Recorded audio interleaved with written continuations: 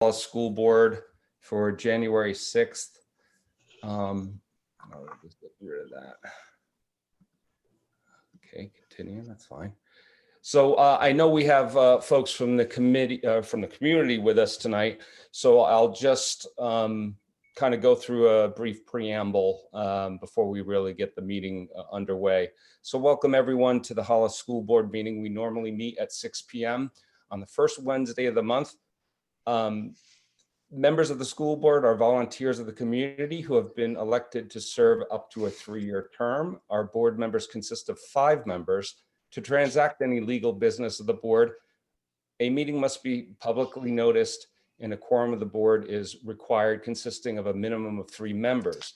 The 5 members of this board are myself, Robert Mann, Chair, Tammy Fareed, Vice Chair, Brooke Arthur is our board secretary, Amy Kellner is our lead policy representative, and Carolyn Roy is our board representative to the Hollis Budget Committee. Dawn McMillan is our recording secretary. The board conducts its meetings and conducts its business in public. All those present from the community are invited to stay and listen to the board's discussions, deliberations, and actions. Public input is permitted during the public input portion of our agenda and when the chair opens the floor for the public comment. At that time, public input is most welcome and encouraged.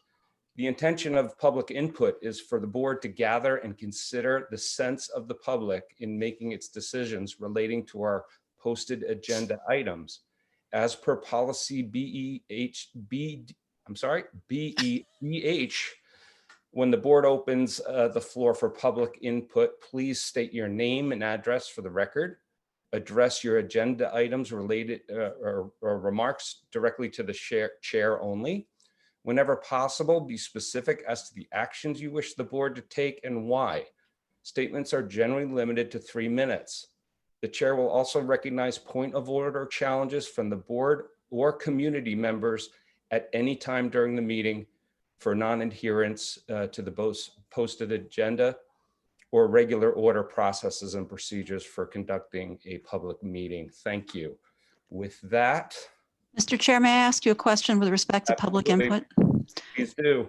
As I understood from information that was shared with us, it's possible that we have folks on this call, or on this meeting rather, who are not actually registered voters in Hollis because it's publicly accessible. And I want to just ask as a matter of record, will people who are not necessarily members, Hollis voters, registered voters, or Hollis residents, I should really say, be allowed to make public comment on our agenda today? Typically, that's atypical. We don't really, I would say no, unless there's some certain special circumstance, like a subject matter expert addressing the board or advising the board that is not necessarily in the living in the town. So what I'd say, Tammy, is there are provisions, but we would need to understand that. I mean, if there's somebody from out of the town that just wants to address the board and make some sort of statement that is related to maybe our deliberations, I would tend to call that out of order. All right. To that point, often when we are meeting live, it's difficult for folks who want to make public comment out of nerves or because of the room's echo or whatever, to be clearly understood their name and address. And I feel that in that instance, if someone wants to make a public comment, that we need to, for the benefit of our public records, ensure that we understand their name and address clearly, if I may. Absolutely. Thank you. That's as per policy. Thank you. And thank you for bringing that up, because that segues very nicely into our agenda adjustment. For whatever reason, it looks like a public input was dropped from our agenda. So I am looking for an agenda adjustment to add that. Now, a couple words about that. Per policy, we are required to put public input on every agenda. So this agenda adjustment would fix that. However, there are times where the board may wish or may need to waive public input. We can waive many of our policies as necessary, as long as it doesn't break any RSA or rules. I'm not aware of any reason why we would need to forego or waive our public input policy. So my expectation is that this was just left off. It was just an oversight, and we're just trying to correct that. I would support public input at this meeting. Can I just interject before we go into agenda adjustments? Can we go through our mandatory why we're doing this via Zoom? Oh, absolutely. Yeah, we need to Sorry. get that. Thank you for doing that, Gina. Yeah, so that's usually something that we do only because we're on Zoom. So let's go ahead and do that, please. Tammy Fareed, I'm at home due to COVID restrictions and attending digitally. I am alone in a closed room, and I can hear the goings on of the meeting. Well, Amy? thank you. Amy, please. Amy Kellner, I am participating electronically from home due to COVID. I'm alone in the room and I can hear the proceedings. Brooke. Hi, yes, I'm attending the meeting remotely from home due to COVID restrictions. I'm alone in the room and I can hear the proceedings. And I too, Rob Mann, am coming from home due to COVID restrictions, as well as I'm here in my home office, and I can alone, and I can hear the proceedings. Carol Roy, I'm participating electronically due to COVID-19. I'm alone in the room and I can clearly hear the proceedings. Thank you. We good there, Gina? All right, she's giving me thumbs up. All right, that's good. I rely on many folks to keep me straight and narrow here. So let's go ahead and create the agenda adjustment to add public input. I would say let's do it after the 6:10 approval of the meeting minutes, if that's agreeable to the membership. Yes. Okay, seeing no objections, we will go ahead and make that change. Public input will be held at or around the 6:12 point of our agenda and just prior to our principal's report. All right, so we'll go ahead and do that. Let's move to correspondence resignations. Mr. Chair, I'm so Yes. sorry to interrupt. There are two Yes. more agenda adjustments that have been recommended. Okay, Our recording secretary, Dawn McMillan, who I'm thrilled to see is online with us, yes, reminded us as she reviewed the minutes of the last meeting that we had been asked to make a motion to approve the acceptance and expenditure of the FY21 Public School Infrastructure Facilities Grant. However, the business office was actually seeking for us to also make the same motion for the FY19 grant funds, Okay. which we neglected to do. So she's requesting that we make a motion to approve and accept the expenditures of the FY19 Public School Infrastructure Facilities Grant, if I've understood for the precise need that she needs from us. okay, and where do we want that on the I agenda? guess that would be in deliberations, Okay, any, because it's got to be a formal motion and vote. right, any objections to that recommendation? Seeing none, let's go ahead and add that to deliberations, And please. then there was one, What order, I'm sorry, what order would you like that in? You want that top of the list, or you want that third in our deliberations? I don't have a preference, whatever you and the rest of the board prefer. Let's get it squared away. I would recommend that we put it at the top, because I don't see a deep discussion. So let's do it, get the business done, and then we'll get into our the other two deliberation items. And the last item that Assistant Superintendent Bergskog had made us aware of earlier today is, if I've understood these emails correctly, is that legal counsel today recommended that we deliberate a motion to elect to approve the alternative annual meeting format. Yes. Gina, is that correct? So that needs to be an agenda adjustment also, since it's not. I think it's just an altered deliberation. So we talked about the changes to the annual meeting calendar, but rather than approving that, we just need to approve the alternate format. But I suppose we could approve both. Formality is better than not in these records keepings matters. So I propose 2 separate deliberations. It's fine by me. I have no objections to that. Anyone else? All right, if you would be so kind, please make those notes, and please, when we get to those sections of the agenda, please make sure I'm keeping track of that. I'd mind. The other thing I would like to point out is that we do have a non-public meeting need this evening. So I just want to state that for the record as we get to that, to our 7:45 item on the agenda. Okay. With that, let's get a move on here under correspondence, resignations, and nominations. We have none. We have none. Okay. Let's go ahead and get approval of the minutes, December 2020. I move to approve the Hollis School Board minutes from December 2nd, 2020 with the following amendments. Page 3, line 30, insert among before the first in the state. And page 5, line 23, district should be plural. Any other changes?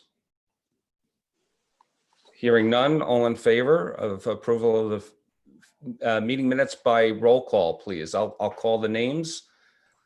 Tammy Fareed. I'm going to second her motion as well as say aye. Thank you. Thank you. Jeez, I'm a little rusty here on using Zoom. We'll go ahead with Brooke. Aye. Amy Kellner. Aye. Carol Roy. Carol Roy, aye. And Rob, aye. Do we have other meeting minutes to approve? I'm not seeing any. No more? Okay, very good.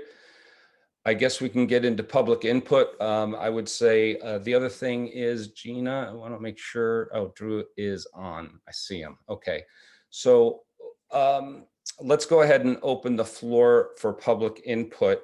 I would like to get Drew, I would like to recognize Drew Mason first. He is a subject matter expert on our annual meeting options that we're going to be deliberating tonight. And I think it would be important to hear from Drew. He has addressed other school boards already on this matter. So why don't we go ahead and do that? And I would just remind anybody from the community, the public input rules that I outlined at the beginning of this meeting is in full force. So Drew, we might, of course, give you a little additional time because of the information you're going to advise the board with. So with that, I'll go ahead and open it up. Thank you, Rob. The legislature has passed a bill last summer, House Bill 1129, that provides some options to the governing body for how to conduct annual meetings this year. All of the good stuff last year expired December 31st. So this is what we have in place right now. So your basic choices are a normal annual meeting, just like we've done for years and years, or an alternate process. The alternate process, in brief, involves a notice of the meeting, which is very lengthy and very complete because you have to spell out all the details, and it has to be mailed to every registered voter in the town, not households, voters. And we have on the order of 7,500 of them. Then there is a virtual session you can conduct by Zoom or other facility. Then there is a period not to exceed 7 days where you accept public input. And then there is a second virtual session at which time the governing body and only the governing body can amend the warrant articles. Then there is time to prepare the warrant and the ballot. And then there's voting. And voting we can do in a variety of ways. A drive-up, drive-through voting, or a in-person vote like we know how to do.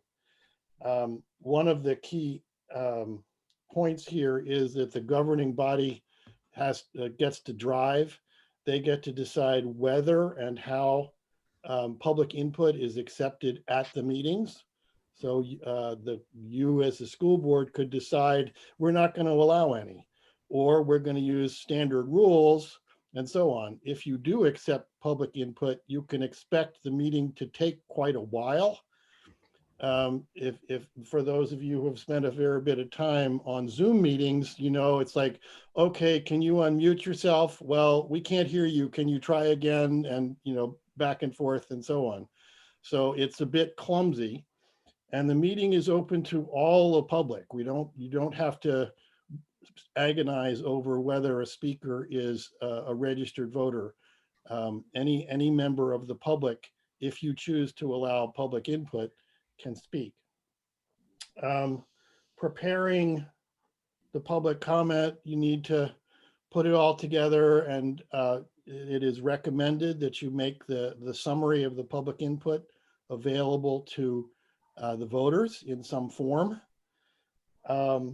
Preparing the warrant is a bit of work, and I feel strongly that we want to do this using an AccuVote ballot rather than a hand count, because you know, we're not an experienced hand count town, and it took us 5 hours to count 1,300 ballots with 11 questions last summer. And if the stars align and I eat my vegetables, I will be able to combine the voting sessions for the town, the co-op, and the Hollis School District into a single voting session, which will be a lot of things that would have to be hand counted. I would also note that the legislature has fast-tracked a new bill. It was approved by the Senate today and is due to be taken up by the House later this week. And the signs are that the House is likely to pass and the governor is likely to sign. It is coincidentally labeled SB2. But among the other provisions in it, it allows the governing body to postpone the meeting up till, actually, it doesn't really give you an upper bound other than 2021. And it also gives the governing body the ability to spend up to along the lines of the previous year's budget for comparable expenses, so that you have some ability to actually spend money if you choose to postpone. So the basic decisions that the board needs to consider is whether you want to go for a traditional business session, or this alternate form, or kick the can down the road for a while and just postpone. I have sent you some reading material that I hope you have a chance to peruse, that gives a lot more detail. Okay. A lot to consider for sure, Drew. Do we know currently what the co-op is doing? No, I will be speaking with them later this evening. Okay. My sense was that the co-op and the town were both leaning towards the alternate process, but that was just a sense, and events may take us over. May change. Okay. All Hey, right. Drew, do you have an idea? Pardon, is that all right if Rob, if I ask a question? Yeah, I think this is under Process-wise? special conditions. So yeah, let's do it. Okay. It was more to just find out if there was and to let the public hear if there is a cost difference between doing, you know, like, as you call it, kicking the can, like if we were to move it down the way a little bit and be able to hold it maybe more traditionally versus the proposed virtual drive up, mail the notices kinds of thing. You're talking about cost for running the meeting or cost for spending for the district? Cost for running the meeting. Well, you know, mailing to 7,500 voters will be an expense. Putting together the materials will be an expense. You'll have to be, you know, you have to run a Zoom session that could get large. So you're going to need, in addition to a moderator, you're going to need a host and probably another observer or two to watch for raised hands and things like that. Hollis School District can probably get it done in a Saturday or an evening. Co-op, I would doubt if they allow public input that they could. So it's more meeting time for all of you folks who just love meetings. Thanks for the input, Drew. Yeah. I will tell you that is my recommendation to the selectmen that we hold a traditional election. So that you know, I don't know what they'll choose to do, but this process could be used for the election as well, but that's really off of your plate. Okay. Rob, are we Yep. planning to have a discussion about this under discussion and Yeah, we deliberation? are. We Okay. are. I So just we want can hold a lot of the detailed questions for. Yeah, I later. just want to make sure, because I'm not sure Drew will be with us for the entirety of the meeting.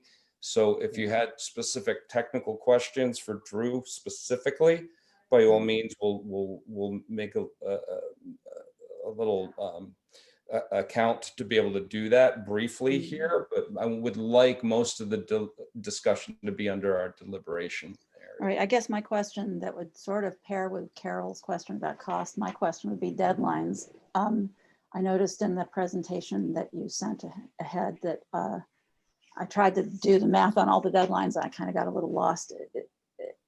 What can you, there are counting backwards. If we postpone, we have the same number of days and weeks that were talked about in that presentation that you sent us, right? Yes, and you still have to fold it in with the public hearing on the money articles. Right. But you are not tied to getting this done by March 9th, which is our traditional election day.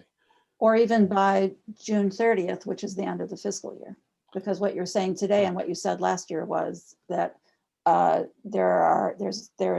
emergency orders allow us to spend beyond the end of our fiscal year based on the prior year's budget. Yes. Until the meeting is held and the new budget is achieved.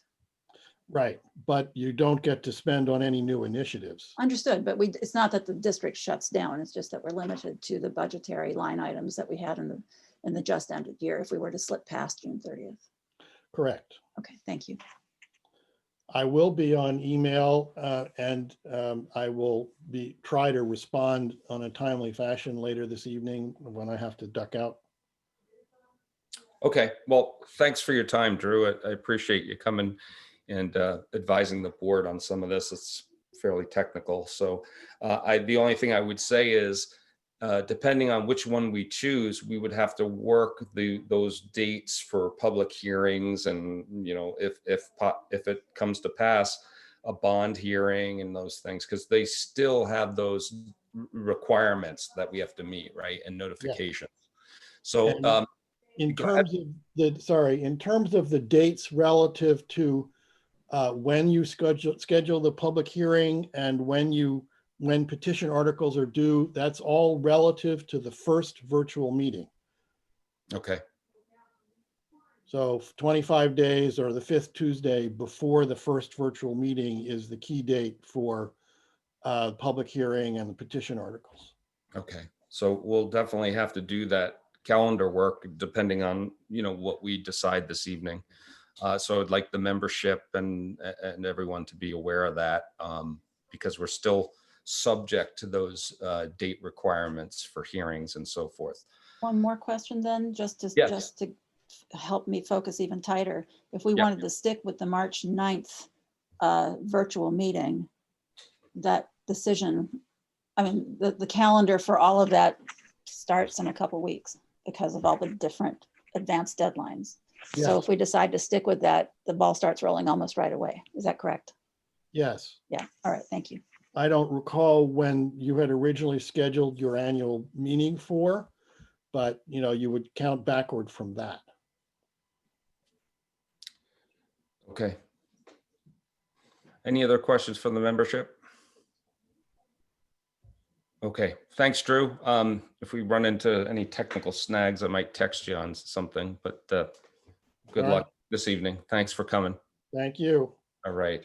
I'd like to move on to other public input items from the community. I believe there's a hand raise capability with Zoom here. So Gina, I'll let you kind of facilitate that.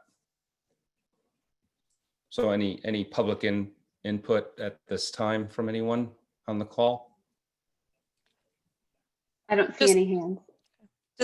For those of you who don't know how to use that, you will want to click on the participants icon at the bottom of the window. And when it opens, you'll have a raise hand option at the bottom of the list on the bottom right of your Zoom window.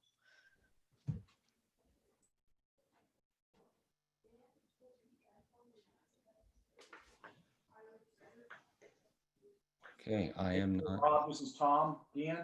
Yes, Tom. Hey, I don't have any public input at this point, but I Okay. have been looking for that raise hand button, and I don't see it appearing. Oh, interesting. Let me try mine. I don't know if there's a Yeah, mine went up. user setting or host setting that changes that. It's kind of odd.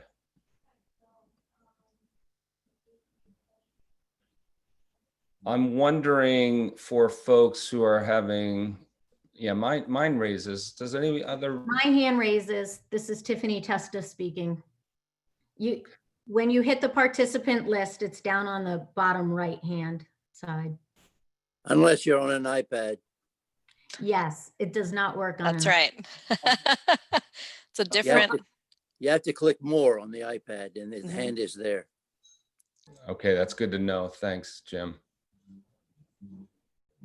Tom, did you find it? Nope, but I'm not going to hold up the meeting for my technical challenges. All right. Okay. I just have the feeling with the folks that are on this on the Zoom that presumably some have input. I'm a little concerned if they do and they're trying to share it that they can't. Possibly one other option for folks is to click on your chat icon too, and you can maybe put something in chat if they can't raise their hand. I don't know. Rob, do you think it's possible that Gina could unmute everyone for just a moment in case someone really can't get the tech on their side, just to let us know they want to say something? Would that work? You can unmute at the bottom right hand corner yourself. We are able to unmute as audience, just to let you know. Okay.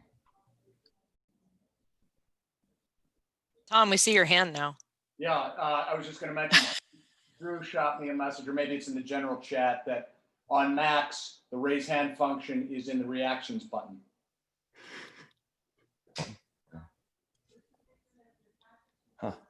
That's another one. If anybody wants to use the reactions button to let us know they need to say something, feel free.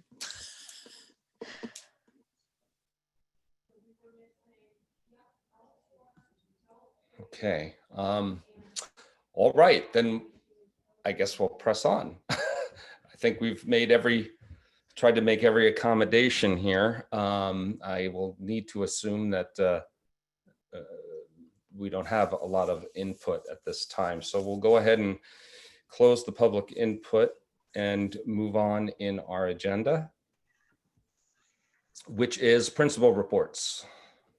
Okay, so you can see that the principals submitted their regular report. And I'll just highlight a few things. The skylights are currently being replaced at Hughes. If you recall, we had the incident last year with the cracking of the skylights. So those are being done. The lighting project is mostly complete at Hughes, just working on programming. The lighting project is almost complete as well at HPS. So that will certainly help us see more savings. In terms of what's going on with students, we're really trying to continue with business as usual, despite COVID-19 and despite we're fully remote at this time, but we have, math week at HPS, solving puzzles. We have dress up days for both our remote students and our in-person students. Hughes celebrated Wing Awards, even though we didn't gather as one large group. We still are celebrating each other. And Hughes Specialist created a mini holiday concert to celebrate the season and bring cheer. So we're certainly doing all we can to make the most of what it is that we're living in right now. You can take a look at the enrollment numbers for both our in-person students and our remote students. That's been fairly consistent over the past couple months, even though we have allowed for opportunities for students to switch from remote to in-person and from in-person to remote. So those look pretty steady. An even greater breakdown is provided in comparison to the NASDAQ projections as well. And so you can see the actual section by section class size. It looks like we're up net 3, Gina. Yeah, we do have a couple of grade 1, we're up 1, grade 3, we're up 1, and grade 4, which is not atypical. Are those in building new registrations or? I'm not 100% sure. I'd have to check the last report out. Okay. Based on our numbers, we are capped at how many students we can have in our remote sections and how many students we can manage physically, with physical distancing in person. So sometimes some of our classes do have wait lists for returning to in person. Mm-hmm. I'm not sure, if you're a move-in and you are wanting in person and we don't have room, you would be on the wait list. So it looks like I think grade 4 we're maxed out for in person. Right. I guess I asked because we are seeing an uptick in housing starts in the town, and I'm wondering if families are moving in and getting registering their kids into the school. So. And I point out, that the disparity, I guess, between the NASDAQ expected numbers and the number of students we actually have in the totals is reflected in several dozen families choosing, if I understood correctly at the last meeting, choosing to homeschool because of COVID as opposed to withdrawing or leaving. Mm-hmm. And those people have the legal right to request a return into the buildings or remote with as little as 24 hours notice. So any homeschool family can request return to, to return to our enrollment with with very little notice. So. Okay. Yeah. Any other questions or comments relating to principals' reports? Oh, I did have another question, sorry. My other question was to Gina, because we've been in remote now and also the holidays prior to the remote session, are we doing okay in terms of students with COVID? Is the student population staying about as healthy as it was before? Have we seen a significant uptick, reduction? Yeah, so thank you for bringing that up. We have requested that our families continue to do daily symptom monitoring beginning this week, just so that although we fully plan to open on the 19th, we want to make sure we do so with enough healthy staff members and healthy students. So let's just say there was an outbreak in grade 2, if all the students went somewhere together and they were all ill, we wouldn't be able to return to in-person for that grade level because those students would overburden the remote classes. So we really have to make our final decision on that January 19th return to in-person school based on the health and well-being of our students and staff. And we have students we have some positives. We have some students who are quarantined because of family members. Certainly you can see the spikes just, in the state. And it appears as though based on when those spikes were that potentially there was exposure on particular holidays. But we do have time before the 19th and we're closely monitoring that. I can't thank our nursing staff enough for following through with all of our families because, we need to make sure that we're following DHHS guidelines for quarantining and isolation. And they provide that detailed information for all of our families, where sometimes if you are just getting a test and you get information, you just don't get that personalized service that our nurses provide. And also to our secretary staff who follows up on all of those who haven't responded, because it is important that we know how everyone's doing. So a little bit of an uptick, but I'm confident, if we're all doing what we're supposed to do, that we'll be okay to return. I just can't say enough that our schools, being present in the school, following our protocols, it's a safe place to be. It's when we kind of veer from all of our protocols that there's potentially, greater transmission in the community. So at this time, we're still tracking to a January 19th open. Yes, Okay. that is absolutely our hope. We are gathering all that information in terms of numbers. The nurses, and then Andy, Bob, and myself are going to have a conversation on Tuesday. What do those return dates look like? Assuming that we're just looking at the return dates and the end of quarantine dates for those folks, and then providing additional information if anything were to change, and also if it stays the same and we're on track to open on the 19th. Okay. Because I think this question is relevant not only to the opening of school, but also to the decision we're going to have to make later in this meeting about in-person meeting, remote meeting, delayed meeting. And so I'm wondering, do you also track positive rates in this town outside of the school community?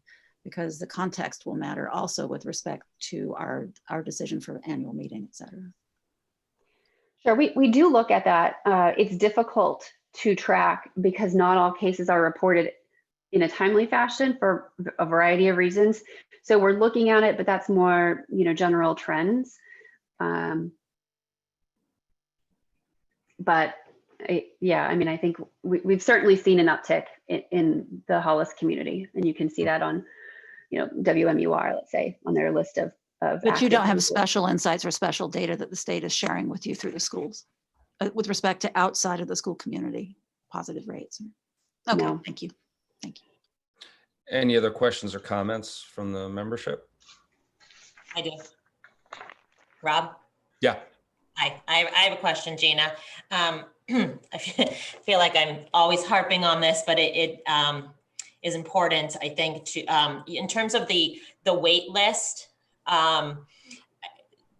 You said there are some families on wait lists now. So the criteria for getting off the wait list, I was trying to work through it in my head. Would that be that another family then chooses to go remote, or are there other scenarios that would allow the families on the wait list to get off the wait list and have access to in-person learning? Sure. So an in-person student would either have to want to go remote, would have to move out of the community, or choose to go homeschool. And that would open up a physical spot. Another option would be if the wait list became so large that we can move an entire section back to in-person if that were the desire of that remote class. Some of our grade levels have 2 remote classes. And so, if we had numbers that were high enough to support that, we could do that. We don't, though. I mean, we're nowhere near that. We have, depending on the grade level, 1 student, 2 students. We have a couple of students on a wait list, and then we offer a spot and they're not quite ready. So then they want to stay on the wait list and then wait for the next pivot point. So we're really just in constant communication with families who are, just trying to make that tough decision. Thank you. Do we have a date certain as to when we'll open it up for requests to change the status? So you may have touched on it already, but it escaped me. Yeah, no, I don't think I actually said it, but January 29th is our next pivot point. So that gives us 2 weeks of in-person learning prior to the next opportunity to return. It also coincides with the end of Q2 in our co-op. So we're just trying to kind of pick natural breaks, the end of a quarter, the end of a trimester, a 3-day weekend, where we can take some time, evaluate all of our numbers and, physical space. And we have a good communication strategy to make sure parents are aware of that date and they can plan and maybe get their requests in. Yeah, it's in every Friday newsletter. Okay, great. And it's just a simple email or phone call. Perfect. Thank you. Any other questions or comments from the board?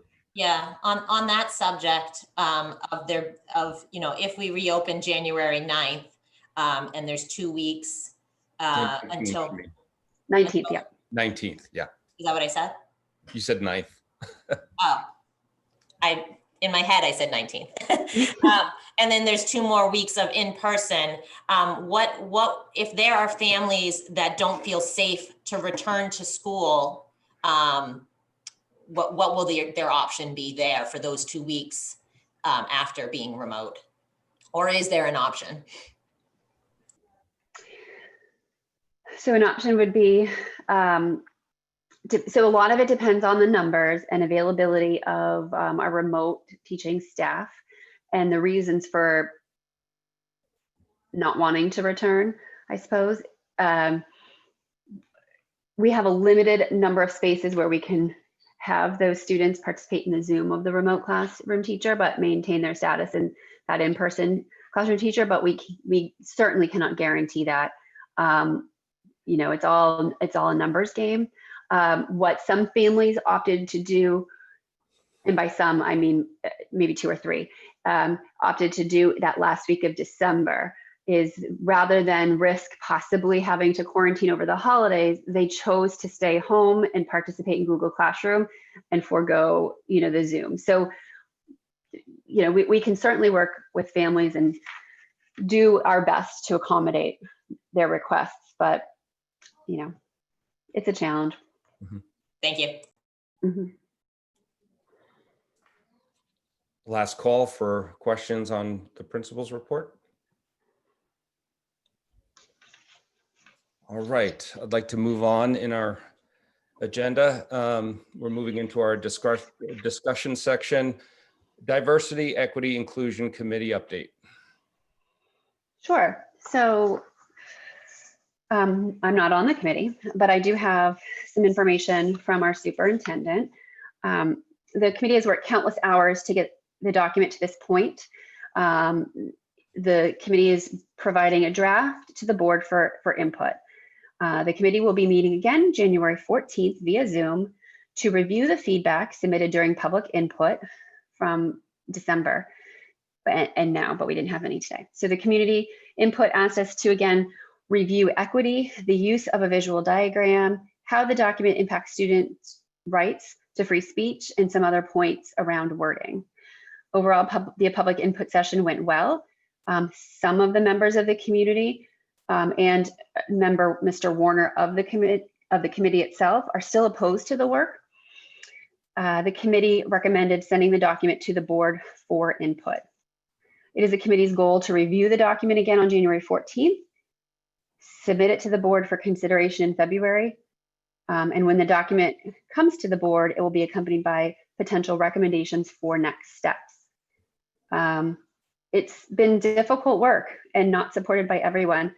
Some of the discussions and comments during public input have been difficult, but that's the nature of this really important work. We're going to bring the document to Brookline and Co-op during their meetings this month, and each board will ultimately decide how to proceed. If you would like, I can read what was in the packet to be put as part of the record of the meeting. So you want to read the whole diversity inclusion initiative section? That is what I can do, but it is part of the packet. So yeah, it is part of the packet. So I'll open it up, the question to the rest of the board. My feeling is that it is in our packet. Therefore, it is a public record, so it's there. My feeling is it's not necessary to read it, particularly because it's also in draft state. And if community members would like to read it and examine it and stuff and things like that, of that nature, it is available. So that's kind of where I'm at with that, but I'll open it up to the rest of the board for comment on that. I agree with that statement, Rob. Me too. So that this is not drastically different than the version of it that we received last month. So essentially it's been available in its essence for numbers of weeks for anyone who wanted to look at it online. And the changes are relatively small compared to last month. So it's not something that's brand new. Okay. Can I add one thing? In addition to Sure. this being in the agenda packet, if you go to the SAU 41 website under the Superintendent's Committee, there is a separate page, a link directly to this DEI committee. And there you'll see posted all of the agendas and the minutes from those meetings. So you can kind of read through detailed details of the evolution of the work. Okay. Why don't we open this up to some direct feedback for the committee? So I'd like to maybe do a roundtable of the membership if they have input at this time. Did you mean committee or to the board? I'm sorry, the board. So I would like to open it up to board members to provide any input they might have on the document that may help them move forward with their work. Certainly fine if you don't have anything to share today. But I did want to give each member an opportunity to chime in at this time on this document.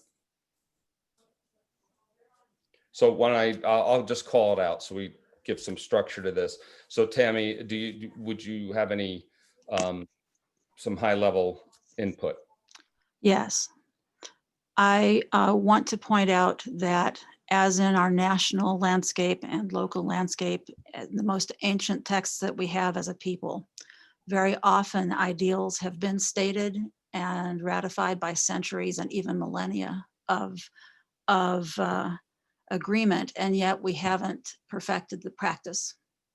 And very often we have to restate what was said in older words at older times in order to refresh the commitment to what has been a fundamental goal imperfectly achieved. And I support a resolution from the 5 of us from this board that reaffirms our commitment to the most profound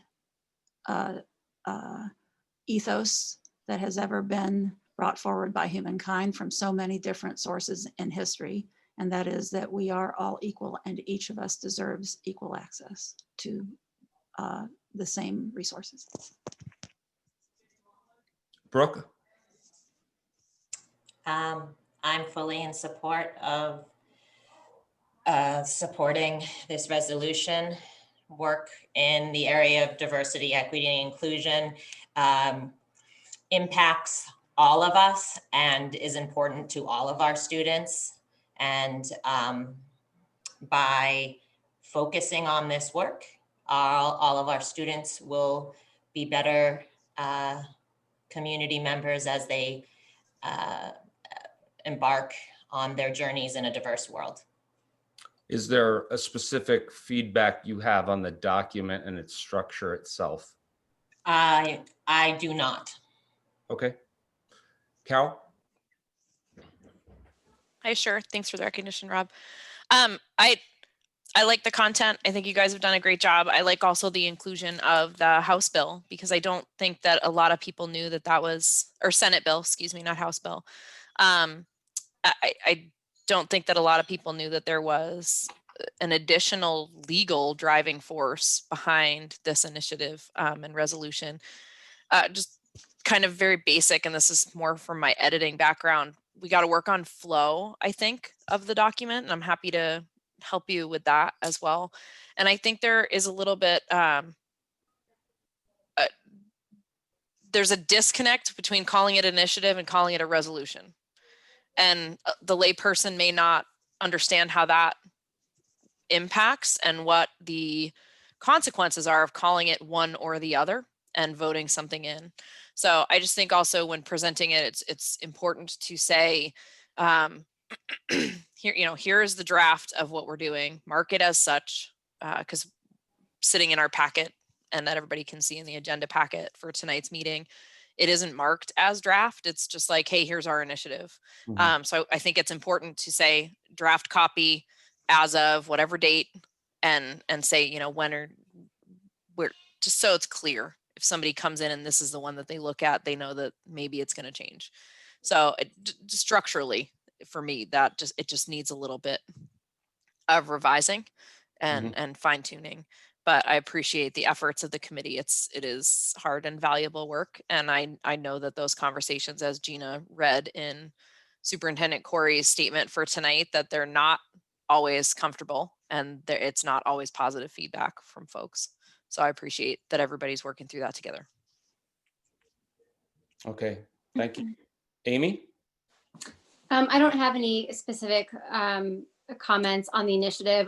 I'll just say that I'm in support of it, and I appreciate the committee's hard work. Okay, thank you. I do have some feedback of my own. Some of it aligns with some of the things that Carol pointed out. I think the first thing that struck me was certainly that it's called out as an initiative and not a resolution. I think a resolution needs to take the form of being very specific and very direct. And I have to say, I think the way it's structured right now caught me by surprise. This is not what I would expect a resolution to look like.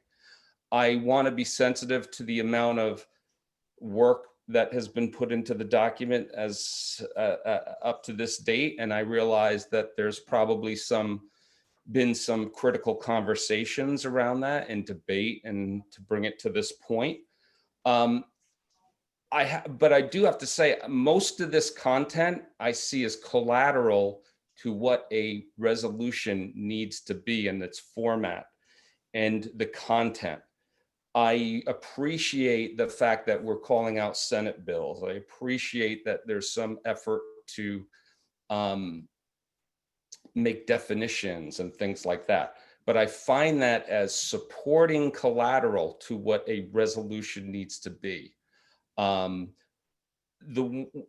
I would like the committee to consider that. Some of this can be, may still have a place, because it helps maybe the community go on the journey as to why a resolution takes its place, takes its form, and it says what it says. I don't think a lot of this content should be involved in the resolution as the document. I do like at the bottom where it resolves, it's very crisp and very direct. And I like that. I like how it's set in, policy actions and things like that, because I want folks to understand, really, a school board, I kind of refer to it as the 3 Ps that the school board does. It's planning, policy, and personnel. And that's pretty much all we do. Pretty much anything we do can fit in one or each one of these kind of buckets.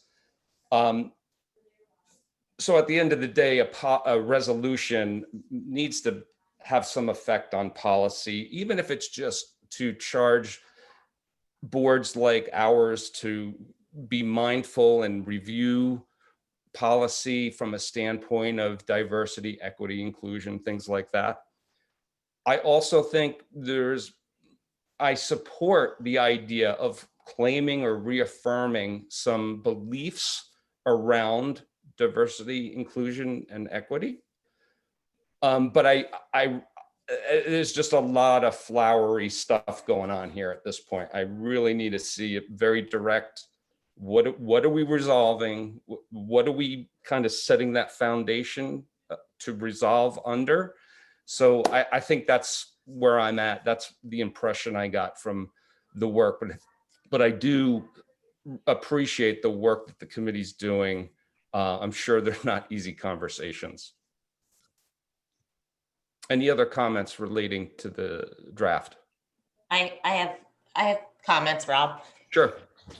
So what I'm hearing from you is that the last piece there, which in my mind is the resolution, you're in support of the language the, the number 1 and number 2? Roughly. I would say once we get the final draft, I'm gonna probably drill a lot down deeper on the language and how it's structured. I'm just looking at it from a high level document and it's the state it's in today. So you would like that, you would like to see some language changes even to the end piece there, the resolution. Yeah, I probably would want to visit that a lot closer because it's going to really state what we resolve to do in terms of that. How do we ensure these elements, right? How do we continue a conversation around these elements, diversity, equity, inclusion?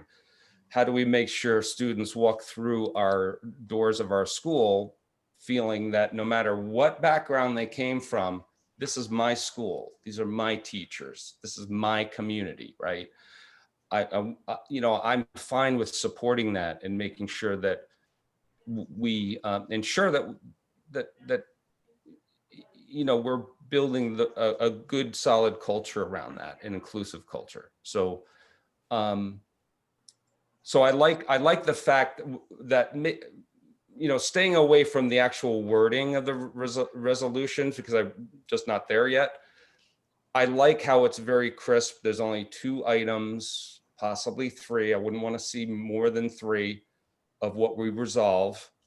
And I want to see something that can actually be done and accomplished. It's not overly flowery. It's not overly, difficult to measure. I want it in terms that a board can reasonably do with what we do, policy, planning, personnel. Right. And are you not seeing that in what they've laid out at this point? Well, most of my comments are related to the content above that.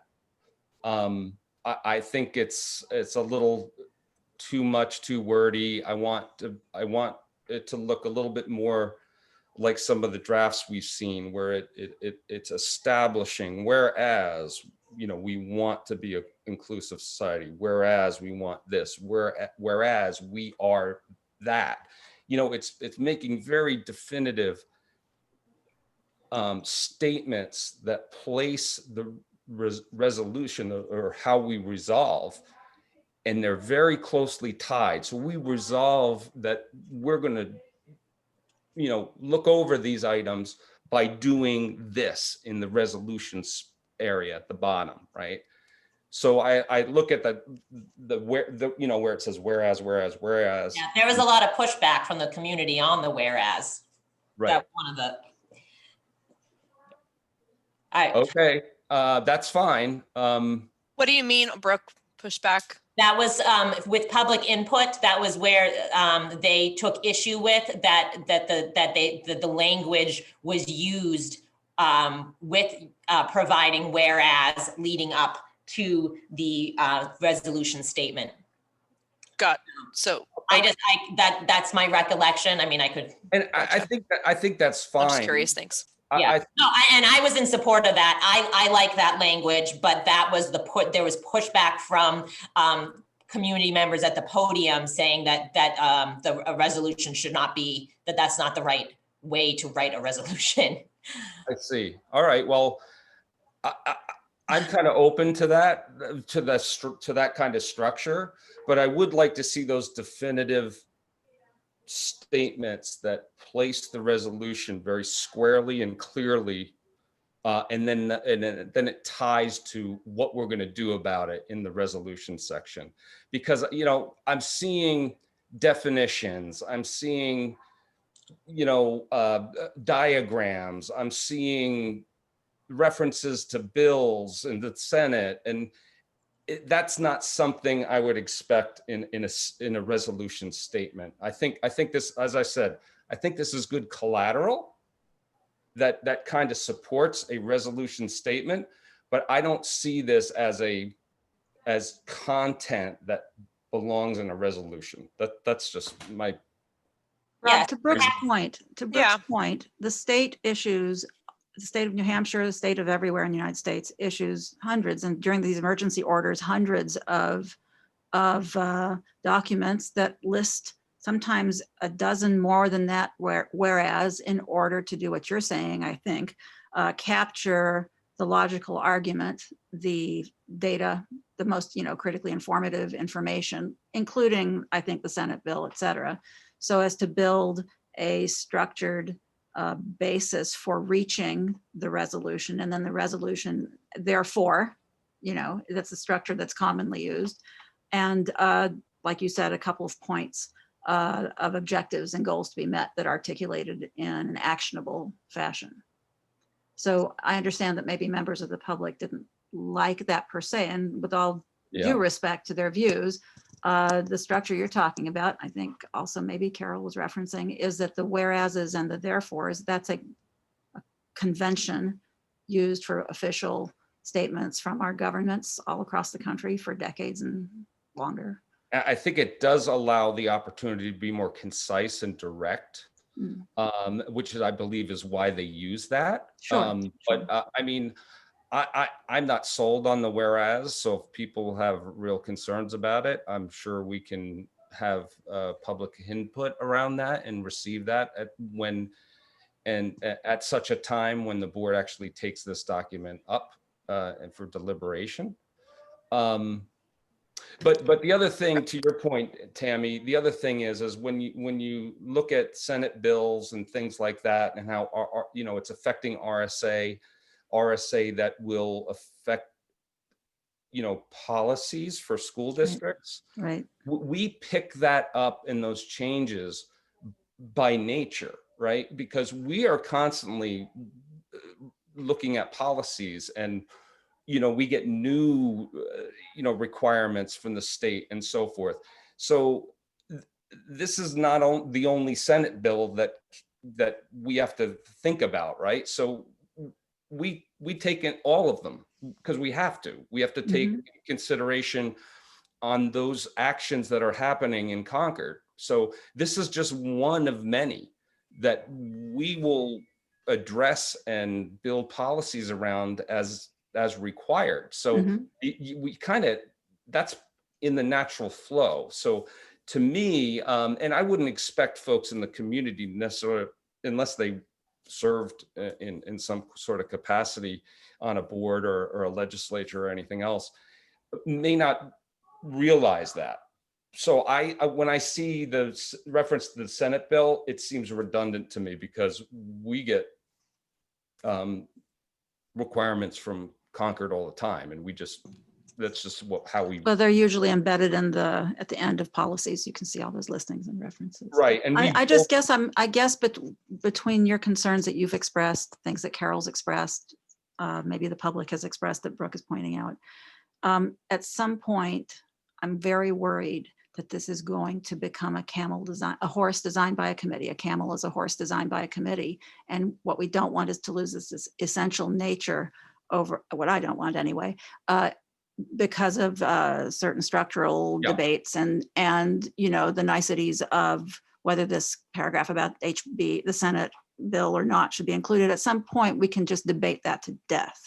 And what we don't want is to start a new school year next year in particular, having not reached a reasonable document. This isn't a policy which has legal impacts and legal leverage over our actions, and it isn't a procedure which is internally designed response to policy by the administration. It's somewhere kind of more general than that and guides those things. And so the degree to which it has to meet some specific architecture is less critical in my mind. Just my 2 cents.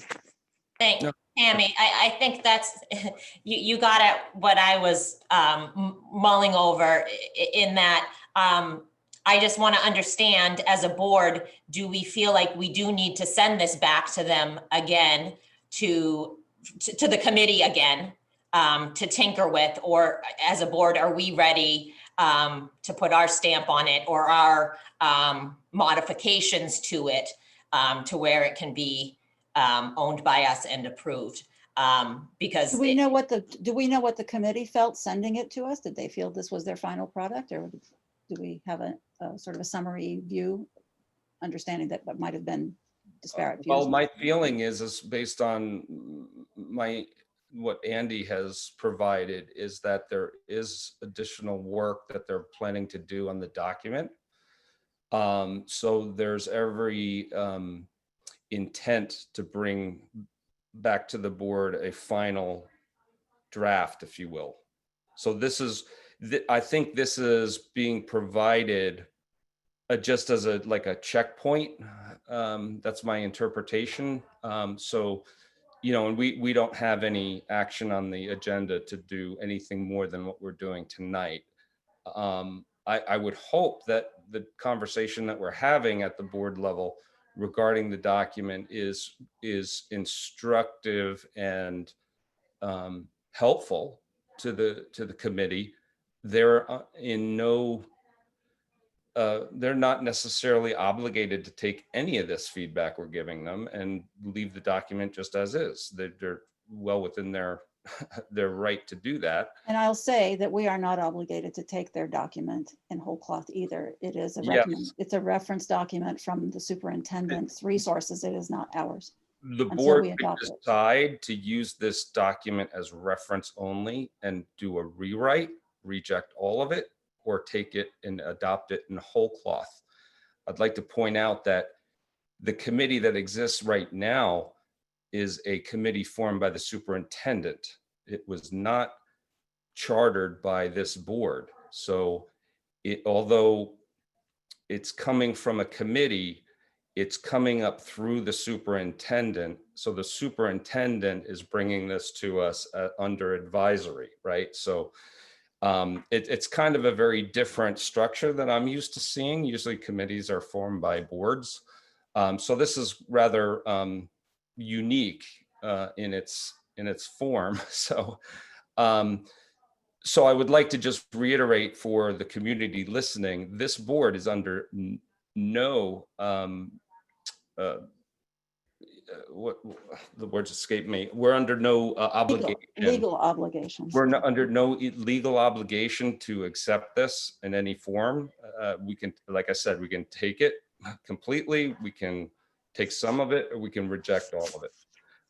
That's just the way it has to be, because at the end of the day, this resolution has to be owned by the board, right? Even though it's written by others, it's got to be adopted, and we adopt it as ours. So that's the big step here. But overall, I think it's a resolution I think doesn't do any harm. I think to speak to maybe our goals and reestablish what our goals are, how we view diversity, inclusion, and equity.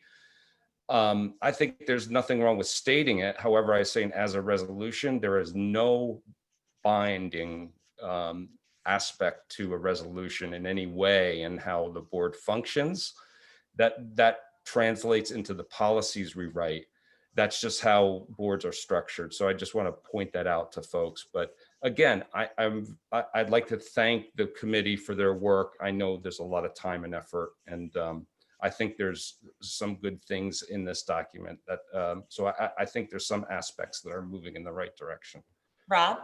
Yes. I'm not sure if this is like protocol or not, then you'll, I'm sure, tell me whether or not it is. Can I then, and maybe I don't actually need to, but I want to request that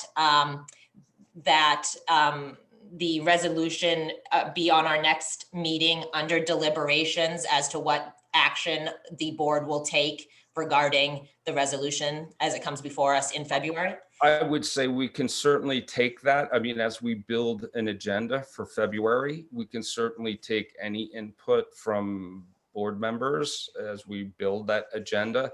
The only question I have is, what assurances do we have that we will have the final draft from the committee by then, in terms to be able to put that in our agenda? So that's unclear. What I would say, Brooke, is that if there is a final draft within that time frame while we're building the agenda, I have no objection to adding that and putting it as a deliberation item. Okay. Now, is that how to ask though? Is that within the, Yeah, what I would suggest is that we're going to need time to look at this as a board and maybe do some deep dives here. So there may be a appetite to make some modifications and maybe rewrite some things. So there may be some considerable work that the board would need to do. So I would recommend treating this like a policy and putting it through public reading, first reading, second reading, third reading, because it gives the board and the community time to see where we are on the document, right? So it gives the community a first reading pass. We can get input from the community directly. Then we can move to second reading where we might have modifications based on testimony we receive. And of course, by third reading, and there's nothing magic about third reading, right? You could go fourth, fifth reading, whatever you want to do. But I think that's the right vehicle for the board, because there's things that we need to do around any document. Rob, who would do any of the revision work between all those readings? It can't be, I mean, our policy committee is our assistant superintendent, one of our board members, Amy Kellner, is the chair, and two principals who are the administration. And that structure allows the legal and expert input from those administrators to inform the RSAs that come down from the state and other kinds of legal requirements that we're obligated to, that the committee can then process and give us drafts of. But this isn't that. This is a resolution that doesn't belong to the administration. It doesn't belong. There may be some things we can do. There may be some opportunities to have a board workshop around the document where we're actually called to order, but we're not actually deliberating. We're not actually voting. Right. We're working. It's a working session. That's a possibility. I would tend to think there are still opportunities for the policy committee to take this up. I think we have a couple of ways we can approach it, Tammy, but that's really probably best discussed and hashed out at a future meeting. That's my feeling anyway. As you know from prior input from me, I find this entire committee structure thing with the superintendent's office, number one, let me say what you've all said and I neglected to say. I too very much appreciate the work that members of the community and the superintendent and have put into this effort. It's trying to come up with a statement like this is extraordinarily difficult. And so I agree with everyone that I respect that process and I respect all of the inputs. On the other hand, I have lived as long as I've lived and watched boards of directors, which in many senses the school board is, and executives, which in many respects the superintendent is, become smushed together in ways that I have found repeatedly are not ideal for maintaining, let's call it a separation of powers, just for shorthand. And so while I accept the validity of the input the committee gave to the superintendent, I would view that the same as input from any subject matter expert or an attorney or, that kind of, these are advisors to the superintendent, advisors to the executive of our corporation, if you will, if you'll allow me to use that analogy. A resolution's coming from my point of view, a resolution like this is coming from this board. And I'm not interested terribly in the DNA added to it by let's say administrators, various buildings, et cetera. I would have to be convinced as one individual voice on this board that the input from members of the policy committee, separate from Amy, who's a board member, would not be relevant to this kind of document. Just my 2 cents. Okay, so noted. Any other comments or questions relating to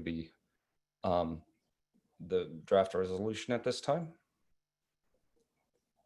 Okay, very good. Thanks for the input, folks. I think that was a good discussion for sure. I'd like to move on to the SAU rent long-term lease, SAU bond for renovations of Fort Lund Lane. Gina, do you have any kind of preamble for this to set up the conversation? I do. If you don't, it's fine. No, I do not. So go for Okay. it. Well, I'll prime the pump for the conversation. So as the board knows, we had a Zoom meeting with the governing board. We brought the discussion of a lease agreement to that body. I also took the opportunity, and with the chair's permission, to go through a presentation of a revenue model. So as folks on, the board and maybe the community listening, the two big takeaways that we heard from the community around the bond initiative last year was not so much the justification of work needed to the property, but the big takeaway was two major elements relating to, hey, we really need to hear a better story around the revenue model. How is this going to get paid for? How are you structuring the revenue model so cost is distributed equitably across the other districts, things like that. So we took that back with us from last year. The other key component is, of course, the lease, some lease agreement that would protect the investment that the different districts would make over that period of time. So we not only protect the investment, but we're pulling full value out of that. We did take the opportunity to walk through the work that we've been doing and around the revenue model that we've put together up till now. But to my mind, I didn't get the feeling that the governing board, although not against it, the idea of moving forward, I thought there was an interest to learn more about it. But I don't know if they are as far along the journey as we are, because Hollis has been dealing with this and doing studies for several years. We've had the deep conversations with our stakeholders. We've received input from budget committee, things like that. So when I think about where other districts are around this question versus where Hollis is, we are light year down the road ahead. And I think the thing that struck me at the SAU board, there was some very basic questions around relocation and things that we have looked at several times already and done analysis and so forth. So it struck me that it was very clear that they're not as far along in this as we are, and that I think there needs to be a lot more conversation at that level. So for me, I'm not really, I don't think I'm actually, I'll speak in very direct terms here. I'm not supporting moving this bond forward. I think the bond is secondary to the work that needs to be done, more conversation. And as everyone knows here, it's very difficult at the governing board level because we only meet 4 times a year. So every time we meet is critical. We have a fair amount of work to do. There's limited time. So in order to get into the deeper details around such an initiative, we need almost a full year to talk with them and bring them on that journey. In my opinion, I do think some sort of a lease agreement, regardless of the initiative moving forward or not this year, I think it's important because it's part of planning, right?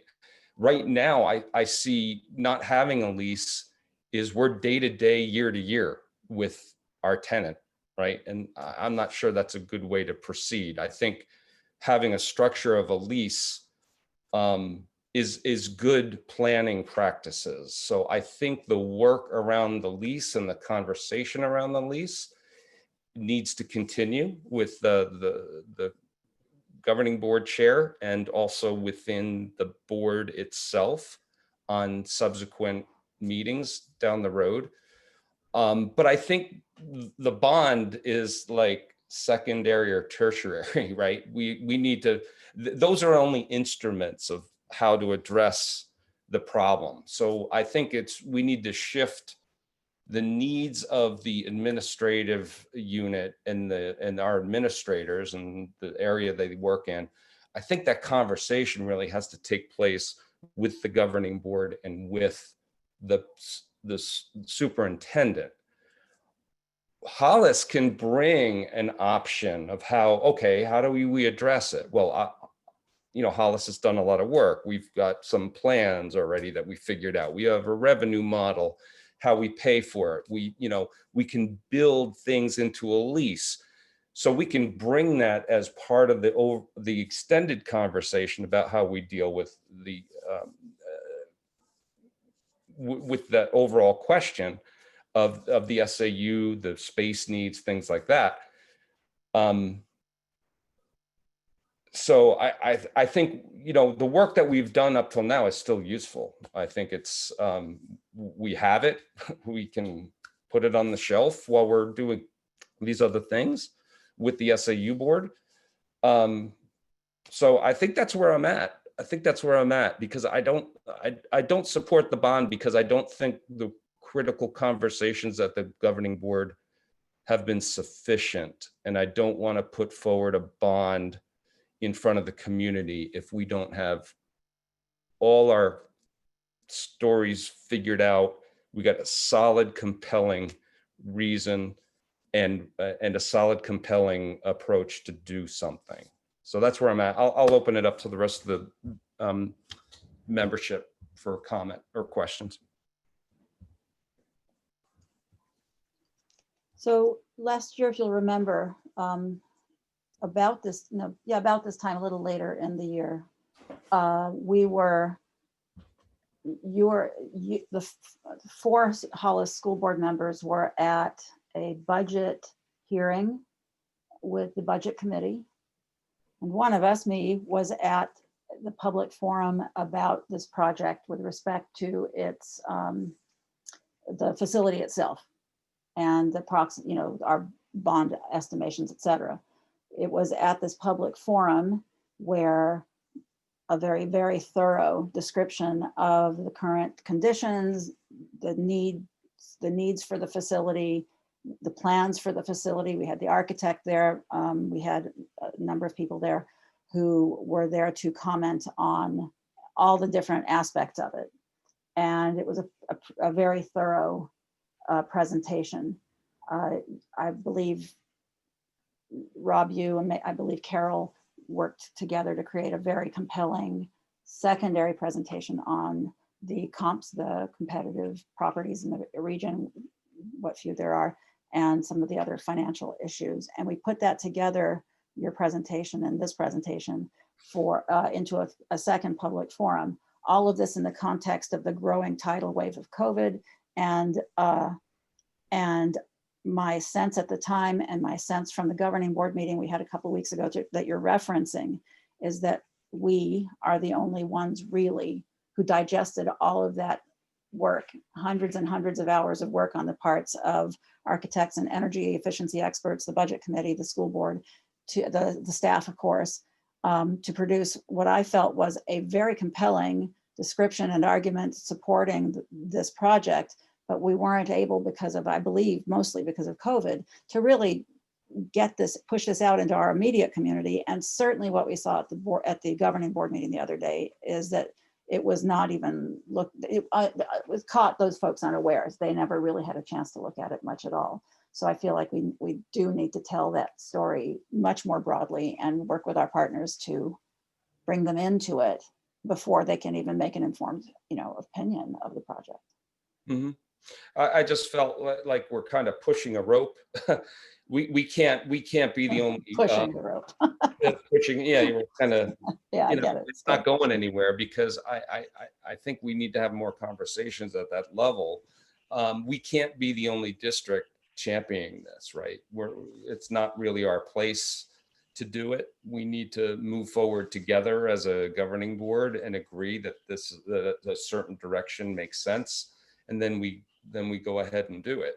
I think we've done exhaustive work. I think we've put forward a compelling reason to do it. I think the justification is there. It's just that we need the stakeholders to be as far along with this as we are, and they're clearly not. So I think it's justified and compelling. We're just not there to bring a bond forward. And I don't want to, personally, I wouldn't want to bring a bond forward that is like, has all these contingents, right? Well, we won't approve it, but we won't go forward if we don't have agreement on the lease, or we don't, get a good bond rate, or we have all these provisos. I think it's unfair to bring that in front of a community and ask them to decide on that.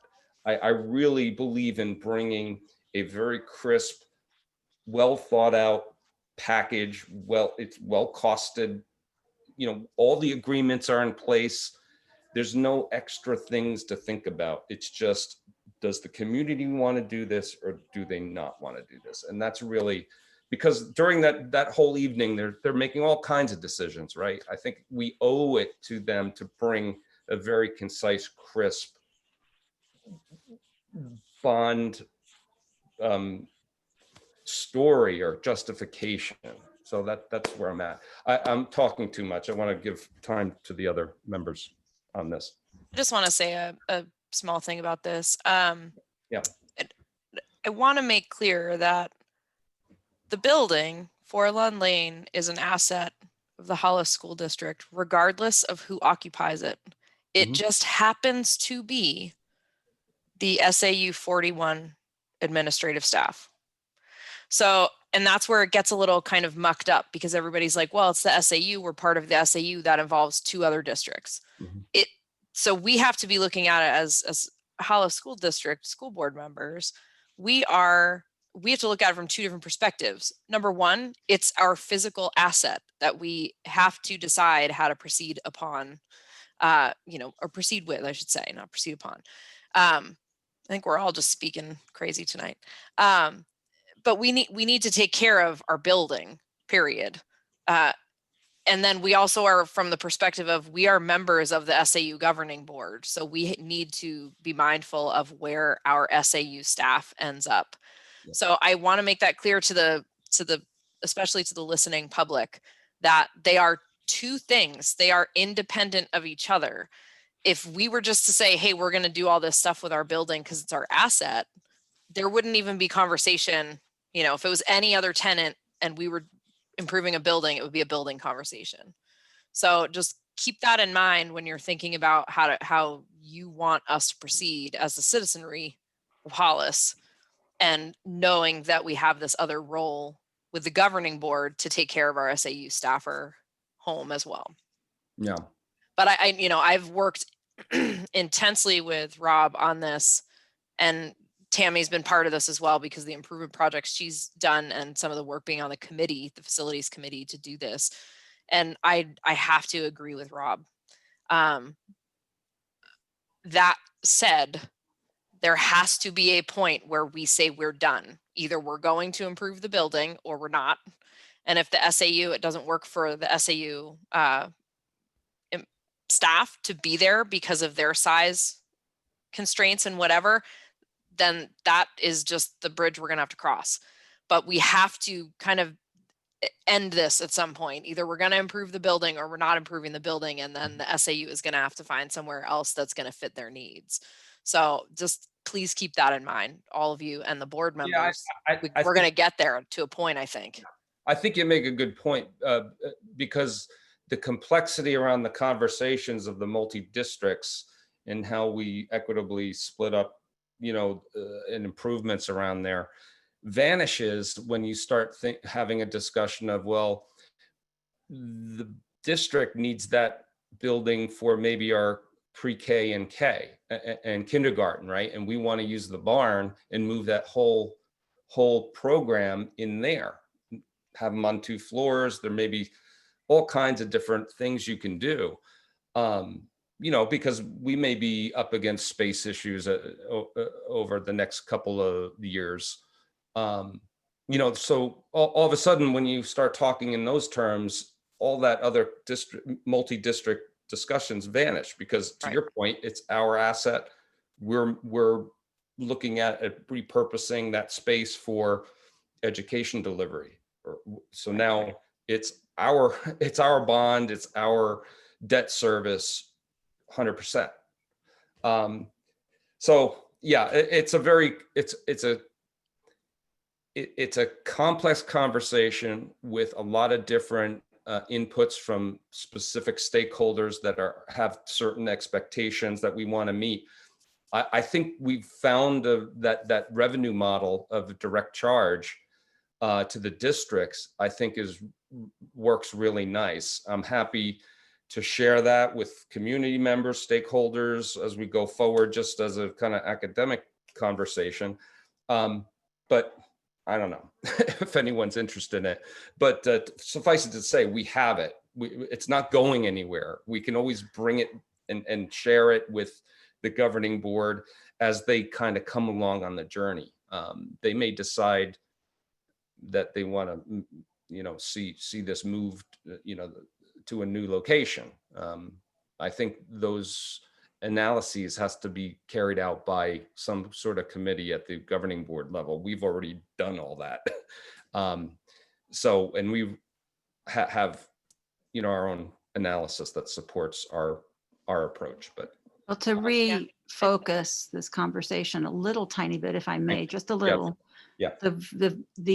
The rationale for even bringing forward the project last year, we spent many dollars on architects and all kinds of, building experts to create a plan.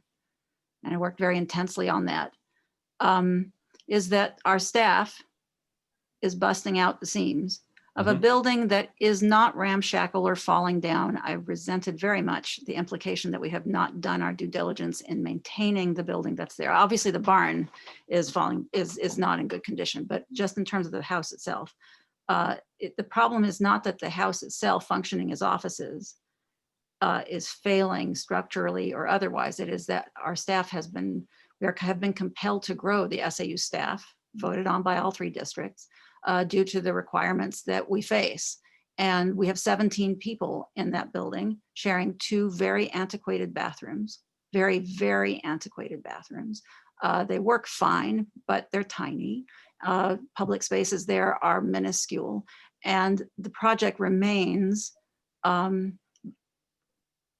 well considered and much needed. Whether this is the right time or not, I would agree with Carol and Rob that the question of asking the public to fund a bond that we don't have our other stakeholders engaged in is a major issue, but it's not because the need isn't there. Yeah, I think that, as Rob mentioned, the governing board meets 4 times a year, maybe with one spare tossed in there for different kinds of business. And then we just didn't have, the timing's bad. By the time we were able to focus on this, because of all of the school reopening planning meetings that all 3 of our districts had to host over the course of the, last 9 months, it just didn't work. It just didn't work. It doesn't mean that there's not a need. It just didn't work timing wise. Yeah, I don't think a lot of the other members of the governing board even considered this as even an issue. They're not even thinking in terms of the space issues of the farmhouse, and it's not that it's just that they're focused elsewhere, right? Because we haven't had the conversations at that level, so it kind of comes as a bit of a surprise. All of a sudden, we have all these plans and models and everything, and they're kind of trying to consume it in such a very short time. And they need time to kind of come along and see why this is important. That's all. I think that's the short of it. I do think it's important to continue with the lease work, though. Even if we come up with a 3 or 4 year lease, at least we know we're going to have tenants there for 3 or 4 years. Agree. Under a certain schedule of rent that needs to change as costs increase and, acquisition costs, labor costs increase. I think it's important to get that documented in some fashion with a period at which we are operating under, as opposed to day to day, year to year, as we are now. So I think we beat this to death. I'd like to move on. If there's any other, last call for any other comments or questions. I'm so sorry. One more thought. I meant to share it during the governing board meeting, and it was a point that Brooke made at the governing board meeting that was right to the heart of the matter of the history of the use of this building. I think your point about a long-term lease is exceptional, because you make the point, it establishes that we have precedent, et cetera. So far, we've just been gentleman's agreement. So a lease begins the building of a foundation of formal agreements. But Brooke's point was, all along through the decades that we've owned this building and it's housed the SAU SAU staff, we have charged the least amount of rent we could bring ourselves to charge. It benefits us as a rent paying entity, but it benefits our stakeholders in the other districts as well. And that's all well and good. We don't need to make a profit, but we never really thought about the rent as requiring us to create a basis for replacement costs. So, you know, if my dad used to say, the day that your car payments stop is the day you keep making those car payments to a bank account because of the replacement cost and inevitably of that car. We never really charged enough rent to create replacement costs. Our rent was always enough to manage the building, keep it intact, keep it, you know, upgraded, et cetera. You know, we've replaced all the electrical wiring, we've replaced all the heating, we've done the roof, we've kept up the paint. The building's in good shape, the farmhouses. We never charged market rates to give us a replacement cost fund. And in hindsight, probably that was an error. And I think that's a good foundation for looking at what we do next. Yeah, it's a good point. There may be something we can build into the structure of a long lease agreement where we are charging a little bit more and putting money in a trust. Don't know. I mean, we need a lot more discussion around that. It's more of a brainstorming point at this point. It's very, very early. But that's a very interesting concept. And I think something that the board should consider moving forward as we're building future plans of the property. Like, what are the long-term plans of the property? Where are we going with it? I think that goes hand in hand with any lease agreement that we're writing. So anyway, I'm desperate to move on in our agenda. So if it's okay with the membership here, I'd like to get on with the data presentation. Assistant Superintendent Bergskog. Sure. I'm going to share my screen and hope that this is going to work.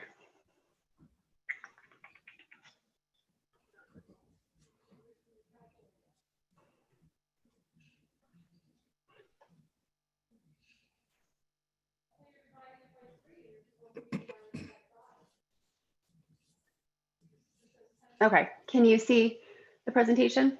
Okay, fantastic. All right, so just as a little recap, I presented content regarding data in our November or December meeting back in 2018. And so I just wanted to provide a quick update and provide some information as well. So last spring, the state of New Hampshire canceled our state testing due to the pandemic. And then late in the summer, in the middle of reopening plans, we were made aware that we were required to complete fall testing to replace our last spring testing. We were told that this data would be really helpful to districts as we refined our curriculum and adjusted our instruction. The fall testing that we completed is what's called interim testing. It wasn't the summative testing, and the summative testing is what we typically do in the springtime. And this interim testing also tested prior year skills. So fourth graders took an interim test to assess third grade skills, but they did so in October. And that would we'd have to take a look at what remote learning looked like and if that had an impact on student progress. And also, you know, there's always that summer slide. So did it have an impact in terms of our students' ability to perform on this assessment? So here are the basic results. And this demonstrates the percent of students who were proficient. So our grade 3 skills in English language arts, that's fourth graders, are at 67.9%. And then you can see as you go across to fourth grade and fifth grade up to the 79% proficient. And for our math, 58.5, 66, and 62% proficient across those 3 grade levels for our district. However, we don't have state level data, so we know how we did, but we don't know how we did in comparison to other districts across the state, which typically is really helpful for us to gauge how we're doing overall. This is a generic statement across the entire SAU. Math seemed to be impacted more so in our time of remote learning than our English language arts, just as a generic statement. Some other information over what these scores look like. So overall student scores for an assessment range from 1 through 4. Proficient is determined by earning a score of 3 or above, so 3 or 4 is proficient. However, individual standards within English language arts or within math are evaluated on a performance distribution of 1 through 3. 1 is below standard, 3 is achieved standard, and 2 is kind of gray. Maybe you met it, you're kind of near meeting the standard, maybe you're a little bit below, but you're in that middle category. All of those individual standards are evaluated, and then essentially the 3s become proficient, the 1s become not proficient, and then those 2s are divided in between 2s and 3s. Some become not proficient and some become proficient. So it's an interesting way that they take that information. So I thought it would be interesting to take a look at individual standards and see how our students performed on these individual standards. What was helpful with the interim as opposed to the summative is we're able to drill down question by question, student by student. So if I can take a look at one particular student and his or her performance and see how they responded to every single question, if I really wanted to get them from that 2 to the 3, or the 1 to the 3, etc. But I can also take a look at trends across the grade level and say this particular question within, let's say, language standards, how did the class do overall? Or overall, which were the questions that the class as a grade level team just struggled with the most? And that's going to be really important, especially as we take a look at math across the entire SAU. Were these skills, these specific questions addressed during remote learning? Were they ones that were not addressed due to time constraints and are being addressed this year in terms of more of a catch-up? But some interesting points of this is you can see that with our reading standards for informational text, that was a relative strength for our students. You can see we have a greater percentage across the board of 3s in this particular standard. Moving on, you can see the reading standards for literature for our grade 4 skills or our grade 5 students.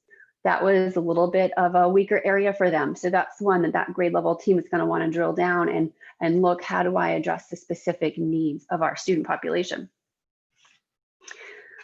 We also looked at speaking and listening standards. And the final individual standard for the English language arts is that writing is assessed. It's really interesting because it's all graded by a computer, and they take a look at what the student enters. And potentially, or sometimes what we've seen is that the computer scored writing prompts sometimes produce results that can't really be determined. And so that the students are assigned a 0. And specifically, this happens when students recycle the question, and that's what we've always trained our students to do.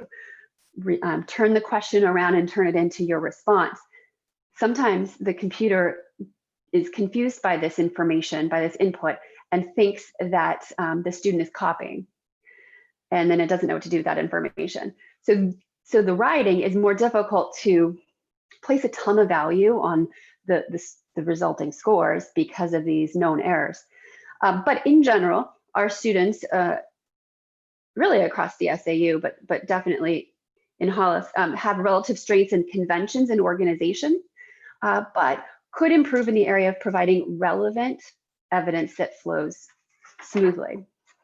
So that's certainly something that we're going to take a look at this year and work on. Looking at math, we look at measurement and then data and geometry. We look at number and operations and fractions. So if you look at number and operations and fractions, both grade 3 skills and grade 5 skills, that was a relative weakness with higher percentages of our students earning a 1 in that category.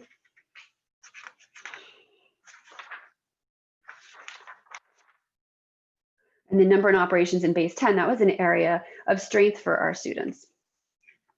Operations and algebraic thinking, pretty strong as well. Another way to take a look at this information is to track their performance over time. This is specifically looking at English language arts. However, one important thing to note is with this, we're comparing apples to bananas to mangoes, really, because in 2016, we did a paper version of Smarter Bounce.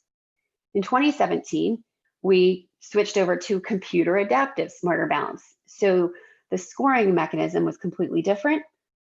And the students' experience with taking a computer adaptive test was new to them. In 2018, we continued with computer adaptive, but it became the New Hampshire statewide assessment system, so a different test.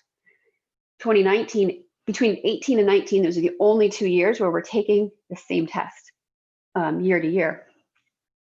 2020, we're not even taking a summative assessment, we're doing an interim assessment.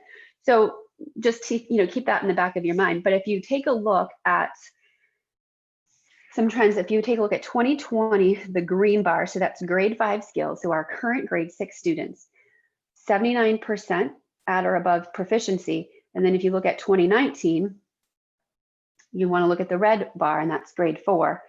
Those same students last year, or 2019 spring, were at a 66%. And then the year prior to that is 77%. So a little bit of a dip. And those are some things that we take a look at individual cohorts. But English language arts, relatively stable over the past few years. Moving into math, also relatively stable, but you can see slightly lower this year than in years past. But overall, still pretty strong, just based on informal conversations I've had with other districts. Like I said, we do track cohorts over time. It is difficult to track the cohorts because this year we only tested 4th, 5th, and 6th grade students because we tested them in grades 3rd grade skills, 4th grade skills, and 5th grade skills. Our current 7th graders are in the co-op, and those student scores are mixed with our students from Brookline. So it's difficult to take a look at that individual cohort and just measure it against their prior performance as Hollis students. But looking at the class of 2027, those are our current 6th graders. Class of 2028 is our current 5th graders. So if you take a look at ELA, very stable. If you look at the current 5th graders, as 3rd graders, they had an 80%, and this time around 75.5% proficient. Looking over at math, our 6th graders, 62% proficient this year, the year prior 67, and the year prior to that 82. So like I said, we're looking for consistency. We're looking for particular outliers in any given year.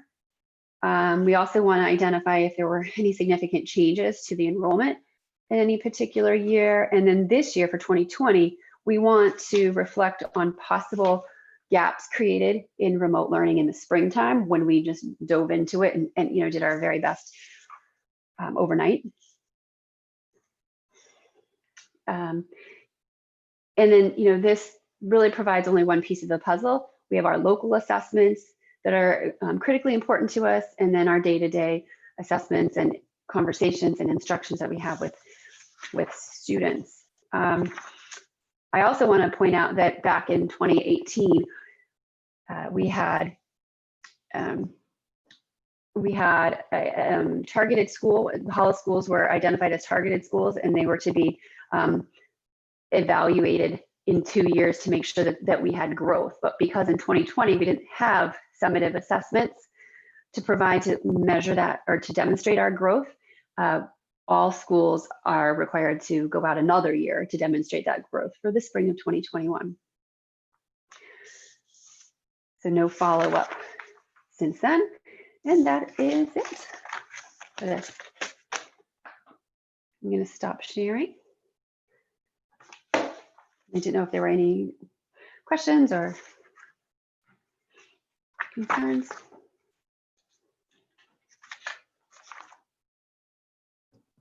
I My would number leave it. one, I. Questions or comments? Yeah, go ahead. Number one question is, when are you going to get state comps to comparisons to give us a sense of how we've performed relative to the rest of New Hampshire and relative to the rest of the country? COVID is obviously a major setback.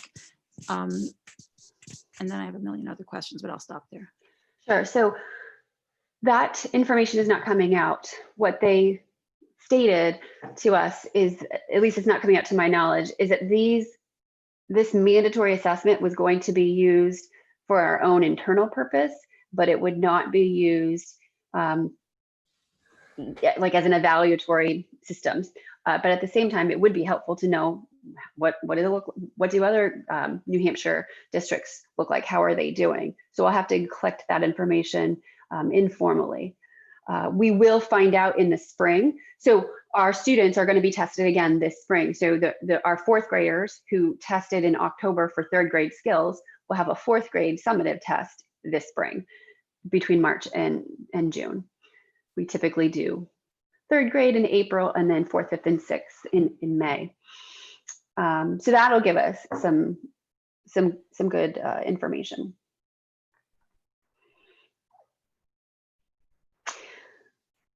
In the other assessments that we have, PSAT 8-9, we did that for grade 8, and then PSAT grade 11 and SAT, our 12th graders took that because that's their spring assessment. We are able to gather both state and national data.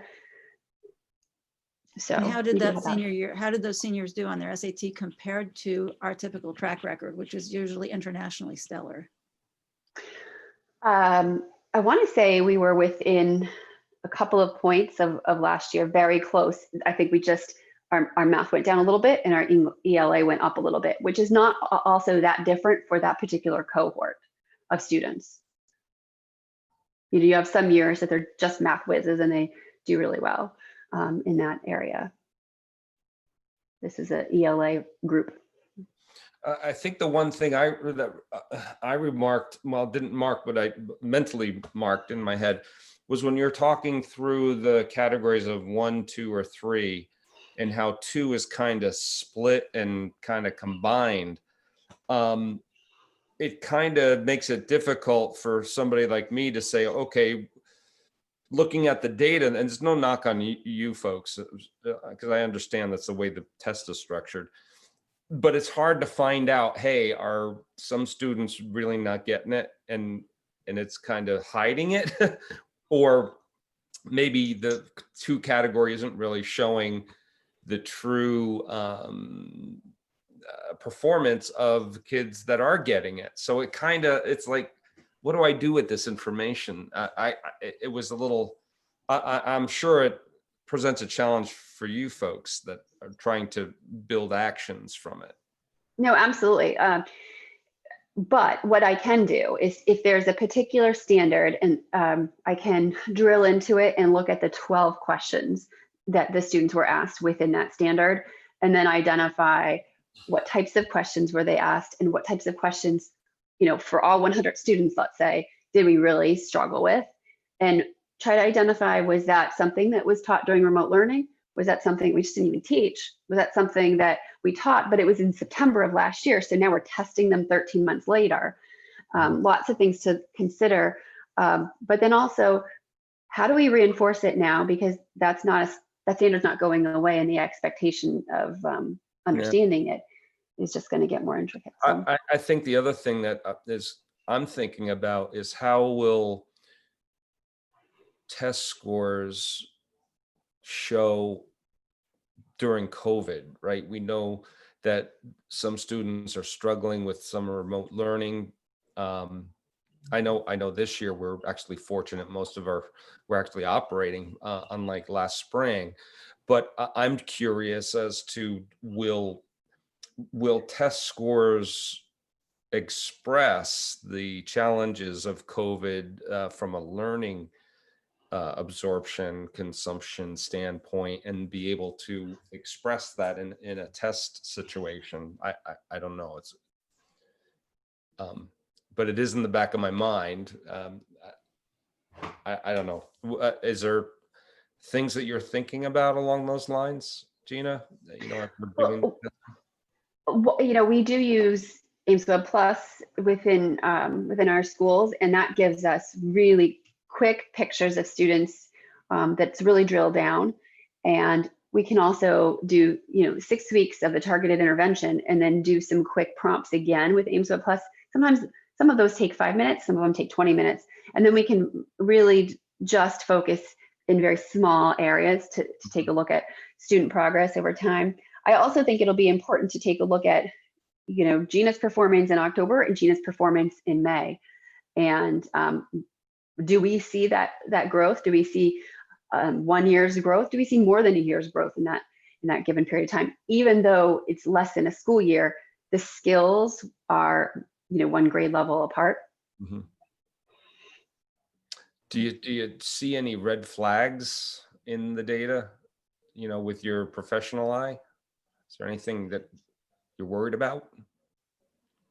Well, one thing that's a challenge is our 4th graders who are tested on 3rd grade. That's a different school, and that team doesn't have access to that data. So I'm going to need to work through providing that data to our 3rd grade team to take a look at, does anything need to be taught differently? Did we need to address something differently? Or, when was that skill taught? Mm-hmm. Just in terms of reflecting and refining on their work this year. I do notice that in general, our 3rd grade skills were not really on par with where our 4th and 5th grade skills were measured. And so, I want to make sure we take a look at that. Is that an age limit? So these students have never tested in a state assessment. So this is their first exposure to state assessment. Mm-hmm. It's October, whether you're taking it at home because you're remote or you're taking it in the building. When we just returned to a school building after how many months of being away? I mean, there's so many factors, so many factors to consider that of course, we're going to drill down and look just at the content and the curriculum and how do we address potential weak areas. I also want to then look at our May performance and see, okay, did this level out? Did this even out? Did we feel more comfortable? Did we address specific skill gaps that we thought we saw in our fall data? Mm-hmm. Well, how do we compare to Brookline's performance? You've got that in your hands. I do. So the past couple of years, Brookline has performed higher than Hollis, and this year that is not the case. Hollis students outperformed Brookline students. Significantly, or just? I'm not looking for a competitive. I'm just looking for, a view into whether you don't have anything else in the state to compare. We just have these 2 districts. Not necessarily significantly, but I started with the Hollis data and then I kind of overrode it with Brookline, and across the board, they were just lower numbers in Brookline. Gina, unless Tammy, were you not done? I'm sorry. Well done. Okay.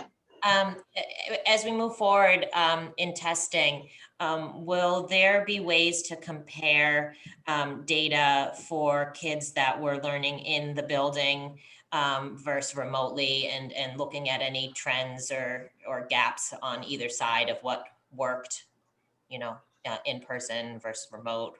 Is there a way to analyze the data that way? That's very manual, partially because we have students who, moved between, and so, and also our students aren't rostered as different class sections. They're just rostered as a 4th grader. So what I have to do is then take all that data and then roster them and then separate them that way. But absolutely, that's something I want to take a look at, because how do you know? We had our spring, we made changes over the summer, put them into place for the fall to open up remote. How do we know they're effective? How do we know they're more effective? is what we're doing in remote more effective than what we're doing in the classroom? Yeah, and There's a we're lot. unique. I mean, there aren't many districts that are operating in both ways, right? I mean, we're unique in that. All districts had to offer remote, but we're one of the, few that did offer fully in person. And, keep in mind that we have many districts that when they were open and they were open with a hybrid model, some of them had potentially 2 days in person and then 2 days of no instruction. So I do think we're in a really good place if you compare our district to the state in terms of just the instruction that our students are getting, without even considering the fact that it's high quality instruction by incredible teachers with really great students. But I think just pure clock hours, a lot of students just aren't as fortunate based on the way it was their districts opened. Thank you. You're welcome. Any other questions? I do want to ask, we have summer programs for kids who need unique interventions over the summer. And I wonder if there's any thought being given to possibilities of an extended school year that's a larger operation in the event that you are able to identify a significant percentage of kids who really could benefit from that. And in tandem, I'm thinking about, we have a pretty substantial amount of money we intend to return to the taxpayers. If we see that we've had a gargantuan, because of the COVID absence of spending due to COVID last spring. And I just want to wonder out loud, if it were the case that we need to address a shortfall in student instruction in the summer, should we be thinking about unassigned fund balance in a different fashion if it's really significant and serious? Yeah, so we are absolutely thinking of that. One challenge that we have is once you hit 4th grade, students don't want to come in the summer. So, what does that look like? Do we have more possibilities now that we have more experience with remote instruction? Maybe it doesn't have to be an in-person thing, but we're definitely looking at all possibilities. And I'll just put a plug out. What we're either starting this week or starting very shortly is our Hughes homework program. Will be staffed by our National Honor Society students, and students will be able to receive help from our high school students. So that potentially there's an opportunity within that. If that program goes well, it will also be supervised by staff, but it's just an opportunity for our high school students to volunteer and share their skills with our students. Interesting. Oh. Anybody else with comments or questions? All Thanks right. for the data, Gina. Thanks for the data. Yeah, appreciate it. Yeah, you're welcome. And I do realize that it's kind of challenging to digest it in the format and without comparisons, but I really felt it was important to share what I do have. Yeah, oh, makes sense. Okay, let's move on to the fiscal year 2022 draft budget for review. I know it's part of our packet here, lots of wonderful numbers. A wall of numbers. So what I wanted to identify is this budget that we're seeing in this packet is just about 100% similar, the same as what was presented last month. The one difference here is that the SRO salary that was put in that budget came back to us as being a different budget. So we had to increase it by $5,300.17. So you see that on the very last page of the very detailed budget. And it's on the very, very bottom saying difference of 5,300. Is that we're adding a resource, an additional resource officer, or what is that? Yeah, so yeah, we voted on that. We voted on it so that the town the town was able to secure a grant that would give us the Hollis School District a resource officer. That was a partial funding mechanism, and then our current school resource officer would go 100% to the co-op. So we wouldn't have to share anymore. But the budgeted amount that we had in there was just off by 5,300. This figure came to us between last month and this month, so it's being added. We are seeking relief from guidance for that 5,300. If we don't get the relief, then we'll have to find $5,300 somewhere within this budget, which I do believe we'll be able to do if necessary. But that is the only difference.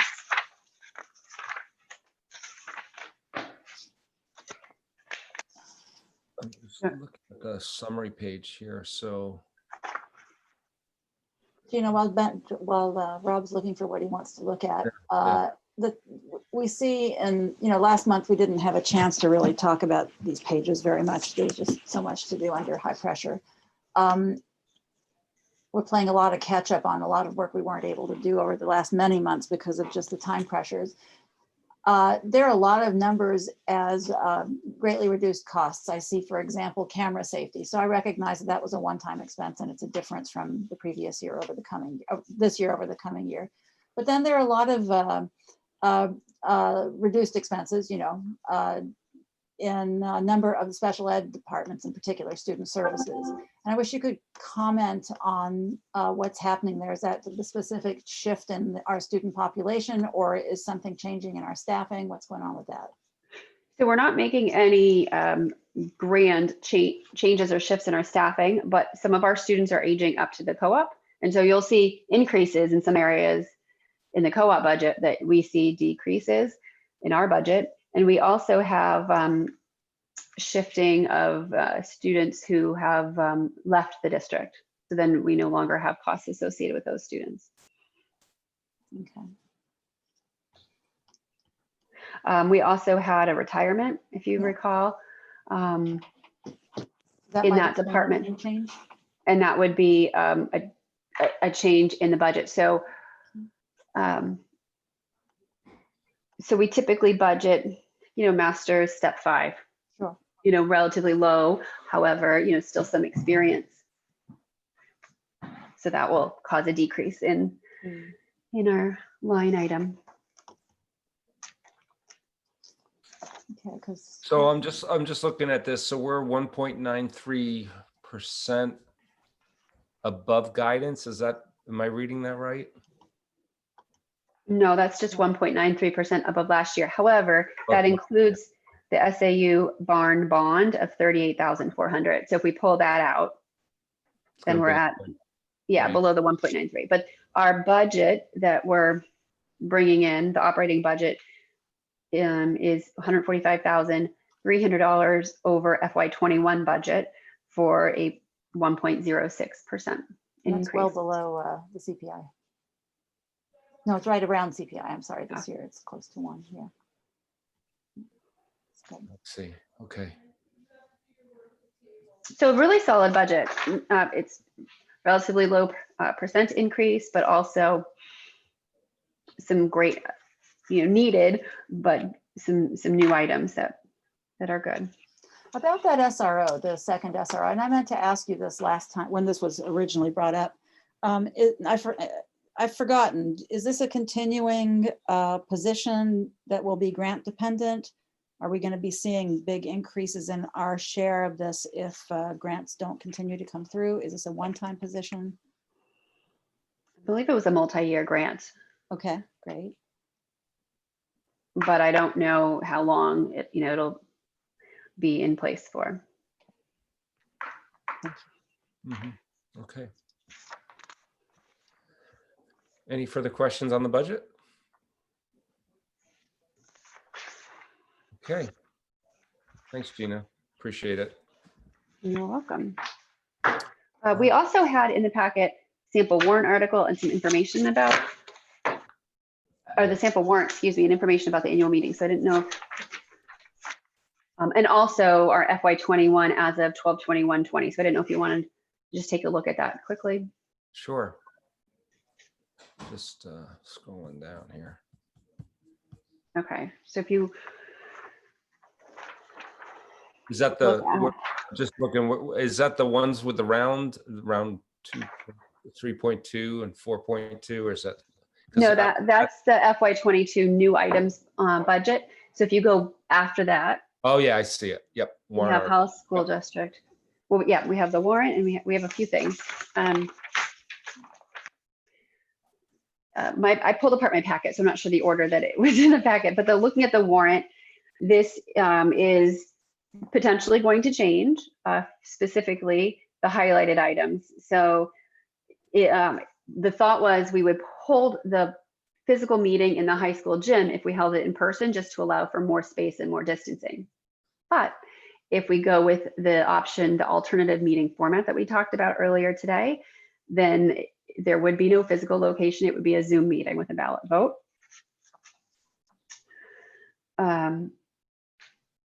Looking at the others are very, boilerplate, regular articles that we see year to year.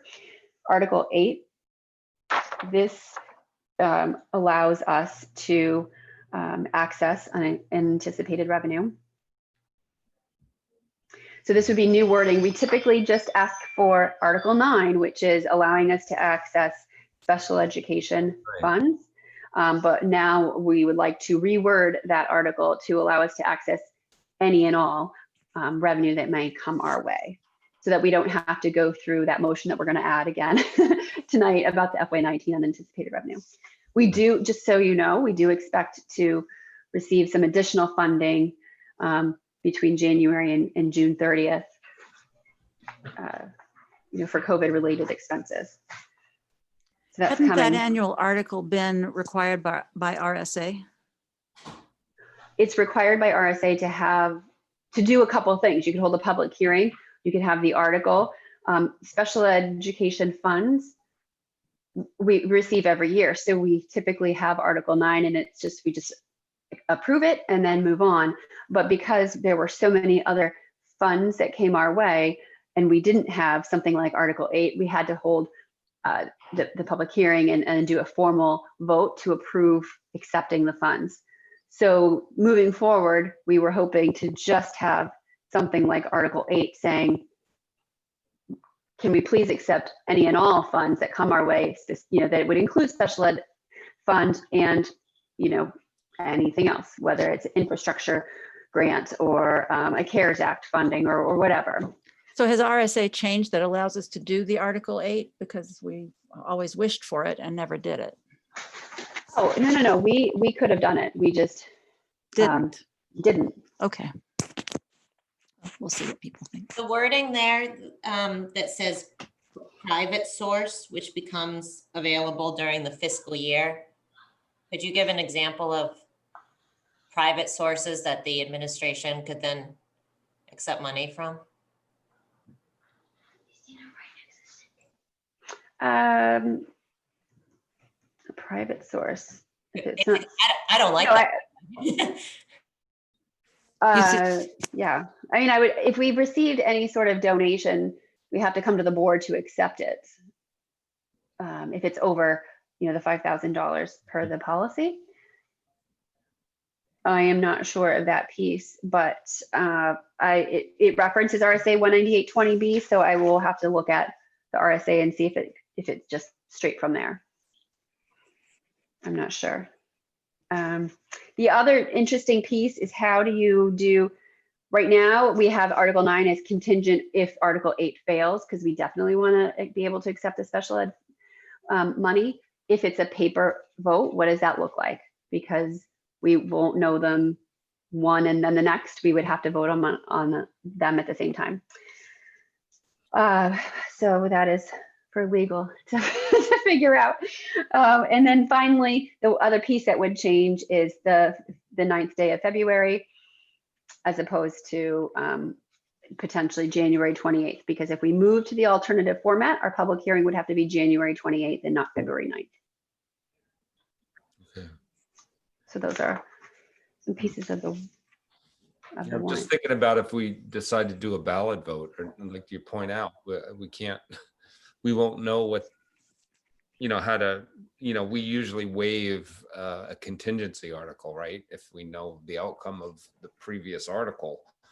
And just through the nature of ballot voting, we can't do that. So might we be creating a problem by choosing one approach over another? I'm not sure. I vaguely remember last year when we switched co-op to the ballot vote. Mhm. We had to adopt the rules, and then we had to answer some questions. So certainly if we move to that alternate format, which we really would have to decide today, because if January 28th is the public hearing, we Sure. would need to properly notice that within the week. But anyway, that can be determined. Drew, you have your hand up. Oh, Drew's here. Good. Yeah, we can recognize Drew. Thank you. Subject matter You expertise. can word it such that if Article X fails, then Article Y pertains. You can word it such that you don't have a situation where both pass and you're stuck with something confusing. Okay, so it's an or, it's not, you can, I see what you're saying. So the language triggers the other one. Right. You say in the event that Article X fails, Right. does the Hollis School District blah, blah, blah, blah, blah. Right. Okay. That's helpful. Because I was scratching my head. I'm like, how would we work that? Any other conversation around the structure of the warrant?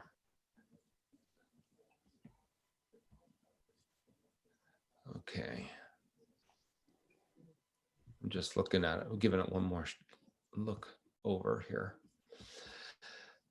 All right, that sounds good. I think we should move forward if there's no other discussion around that. Rob, sorry, and I'm sorry if I'm kind of going Yep. backwards now. Obviously, Article 1 on that list was the barn Yes. reclamation. So are we just taking it off, or do we have to dismiss it?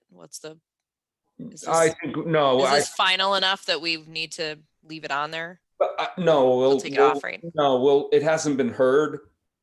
We usually have a hearing where here's the article, so. Right, I just wanted to make sure that it still could It'll be. just come out.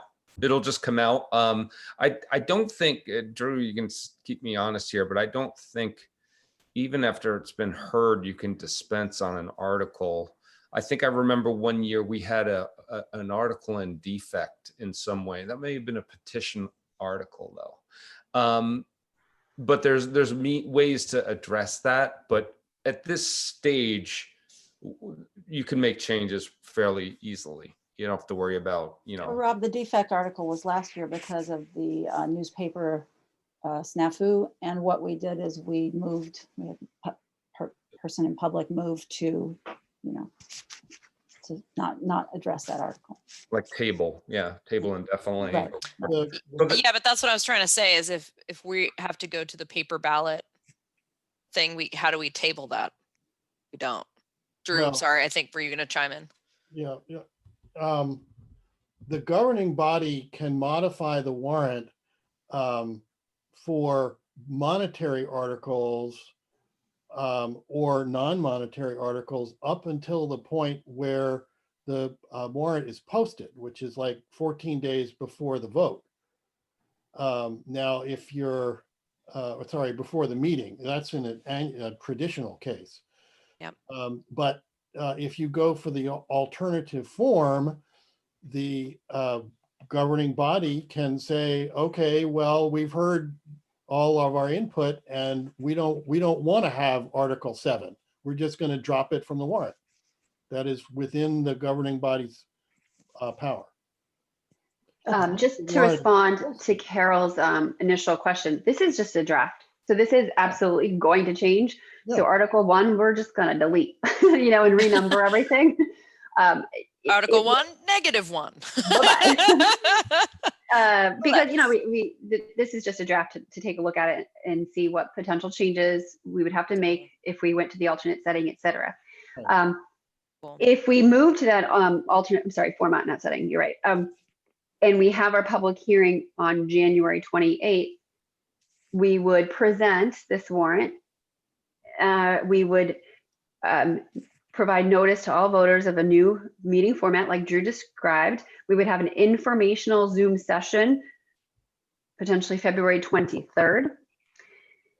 And then we would allow for input, and you would take that input, decide what you want to do with it, and then present the final warrant at a second virtual meeting on March 2nd. And then March 3rd, the warrant would be officially posted and put all over the place for everyone to see for vote on March 9th.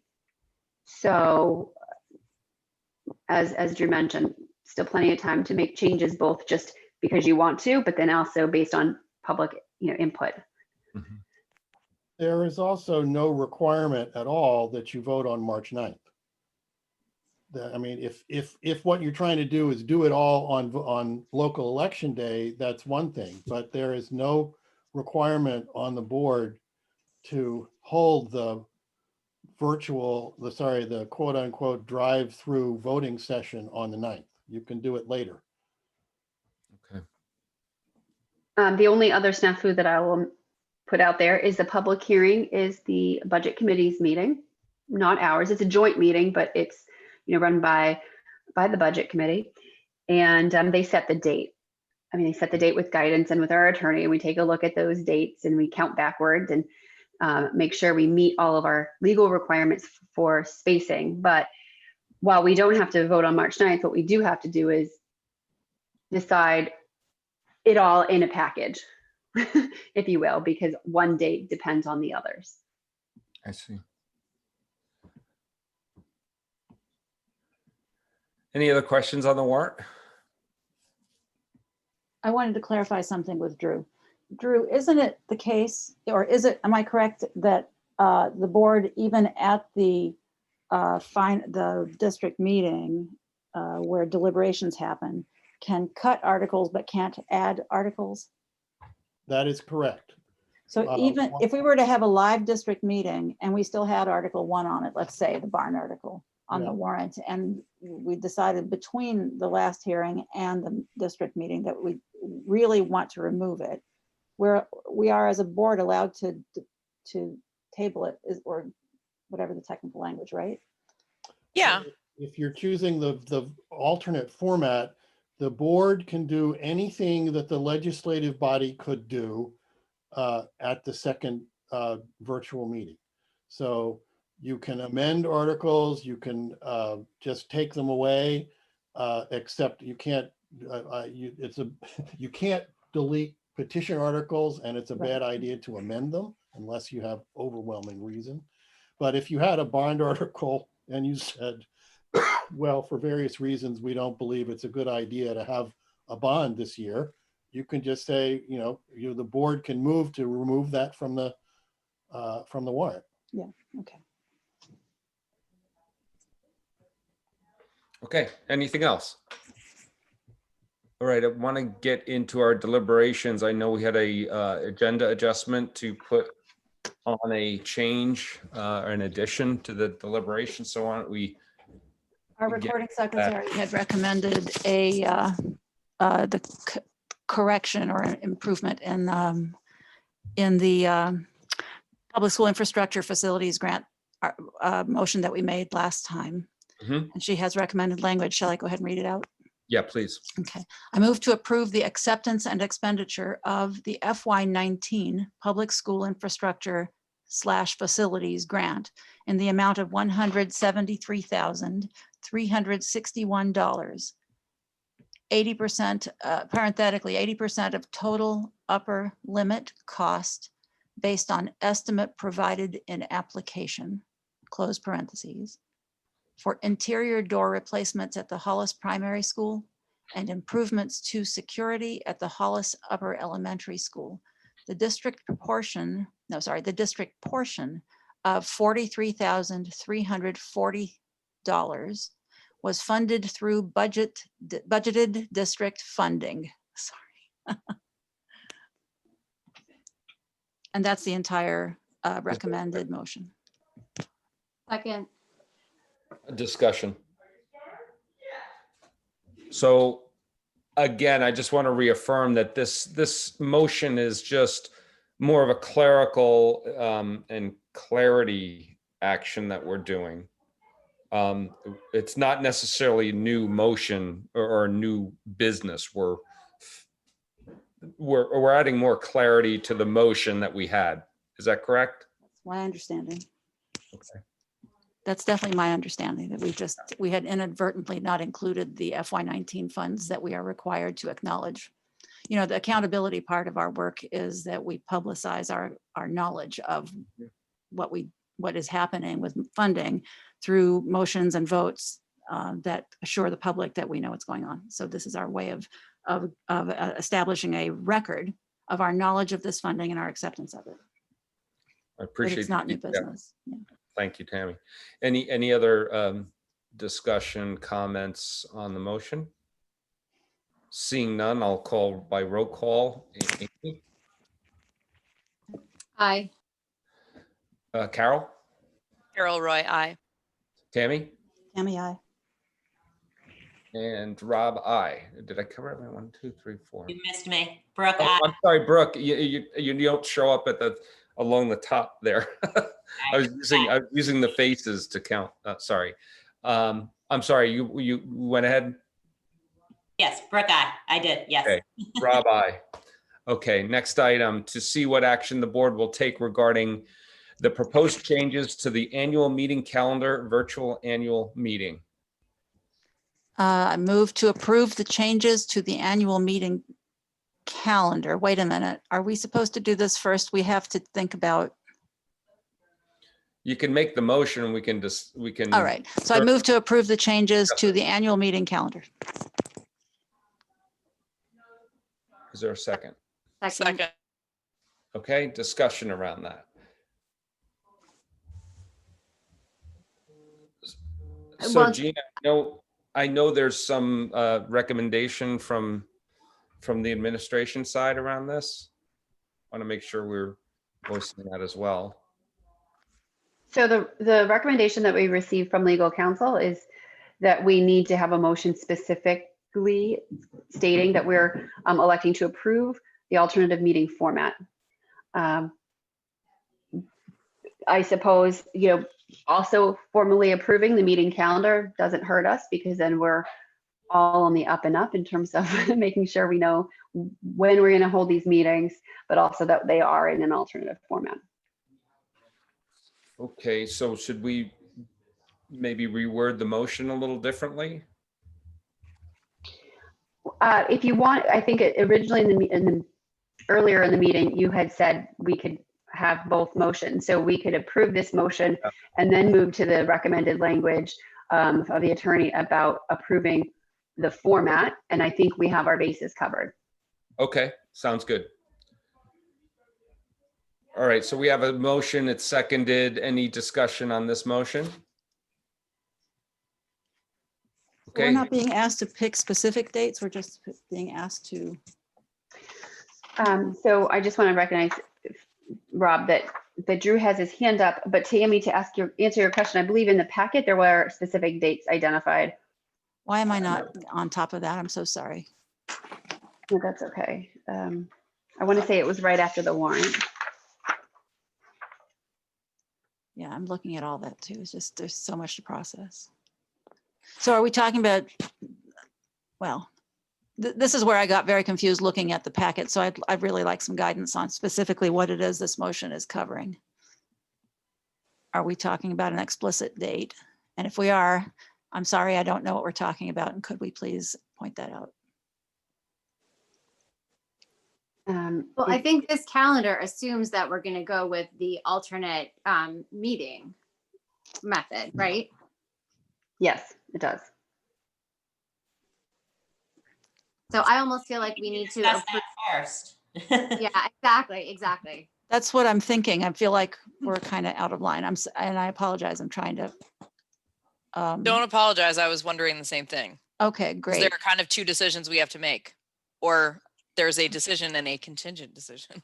So from Gina's earlier email earlier today, like this afternoon, about the attorney's recommendations, she had suggested a motion. I moved to elect, and I'm not making the motion. I'm reading out to you so we can figure out what we're supposed to do here.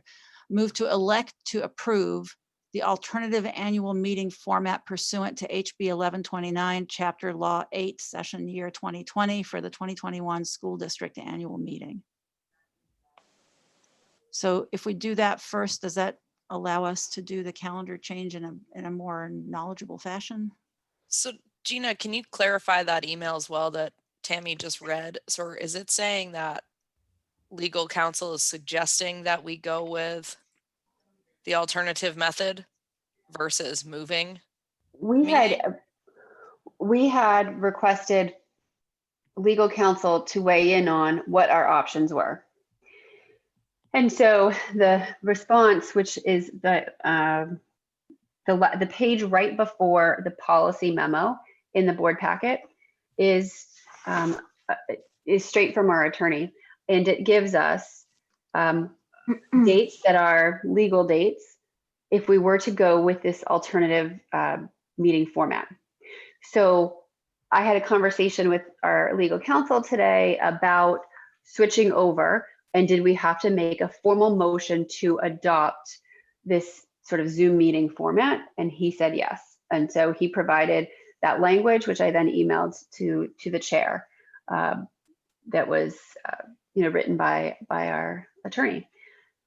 So I guess my question is, does the attorney's language mean we are, in fact, if we act on that motion, let's say I retract the motion I made before about the calendar, and we pursue this motion that the attorney suggested, does that mean we are in fact voting to not have a live meeting, but instead to have the alternative annual meeting format? Yes, without a vote for that, therefore, we're going to do an in-person annual meeting. So this motion doesn't just simply give us the option and now we can consider discussing it. This is the motion. Correct. That establishes what we're going to do. Yes. Okay, so I think I would like to retract, is that the right word? The motion I just made respecting changing calendar, and would like instead to, if the chair allows, put this motion forward about the format, because I guess that's everything. Yeah, I think I'm a little more comfortable with that, Tammy. I think Agree. that's the right way to go. Great, so then I'll retract my original motion, and in its place, I would like to move to elect to approve the alternative annual meeting format pursuant to HB 1129, Chapter Law 8, Session Year 2020 for the 2021 School District Annual Meeting. Second. And we can go ahead and discuss. Do we want to, This is a bear. it's complicated. Do we need to I see Drew has his hand up. I don't know if it's something that is specific, but there's a lot of moving parts here. So I want to make sure we're giving it the time. So. Rob, Yes. I feel like the weight of this decision, we need more data and information and advisement on this to make this just responsibly make this decision, I guess. I think I chime in on that.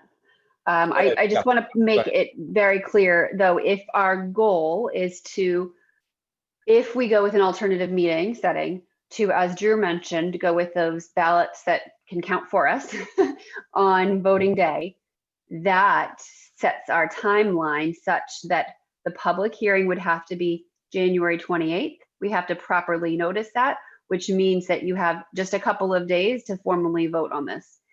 So we would either have to hold a special board meeting with enough notice to vote on it at a later time, or we vote on it now.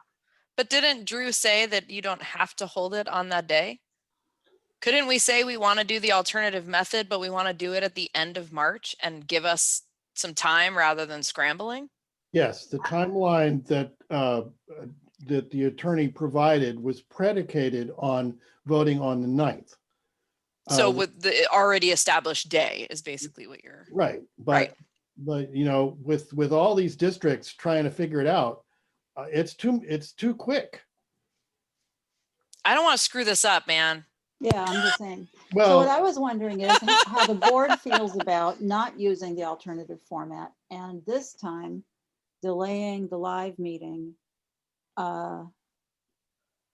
This is crazy because I don't agree with myself, with the hopes that the vaccination program would make springtime, late spring. I know how difficult this would be for the staff. I'm not pretending this is magic wand. Late spring, early summer, before the end of the fiscal year, a more conducive time to safely hold a live meeting. I don't like the idea that we're assuming we're going to switch. I'd just like to discuss that briefly. I just left the co-op school board meeting talking about the exact same thing. And they did not make a decision tonight, but they are leaning towards having an in-person meeting later in the spring when we can do it outside. That's what I was gonna say. Party. Yeah, a party. And it's certainly an option that appears to be available and definitely will be available if the bill in the legislature passes. So that's a reasonable choice. And then you can push back the public hearing. You don't have to do the virtual meetings at all. And you can push back the public hearing to a date that is more commensurate with when you do. Also,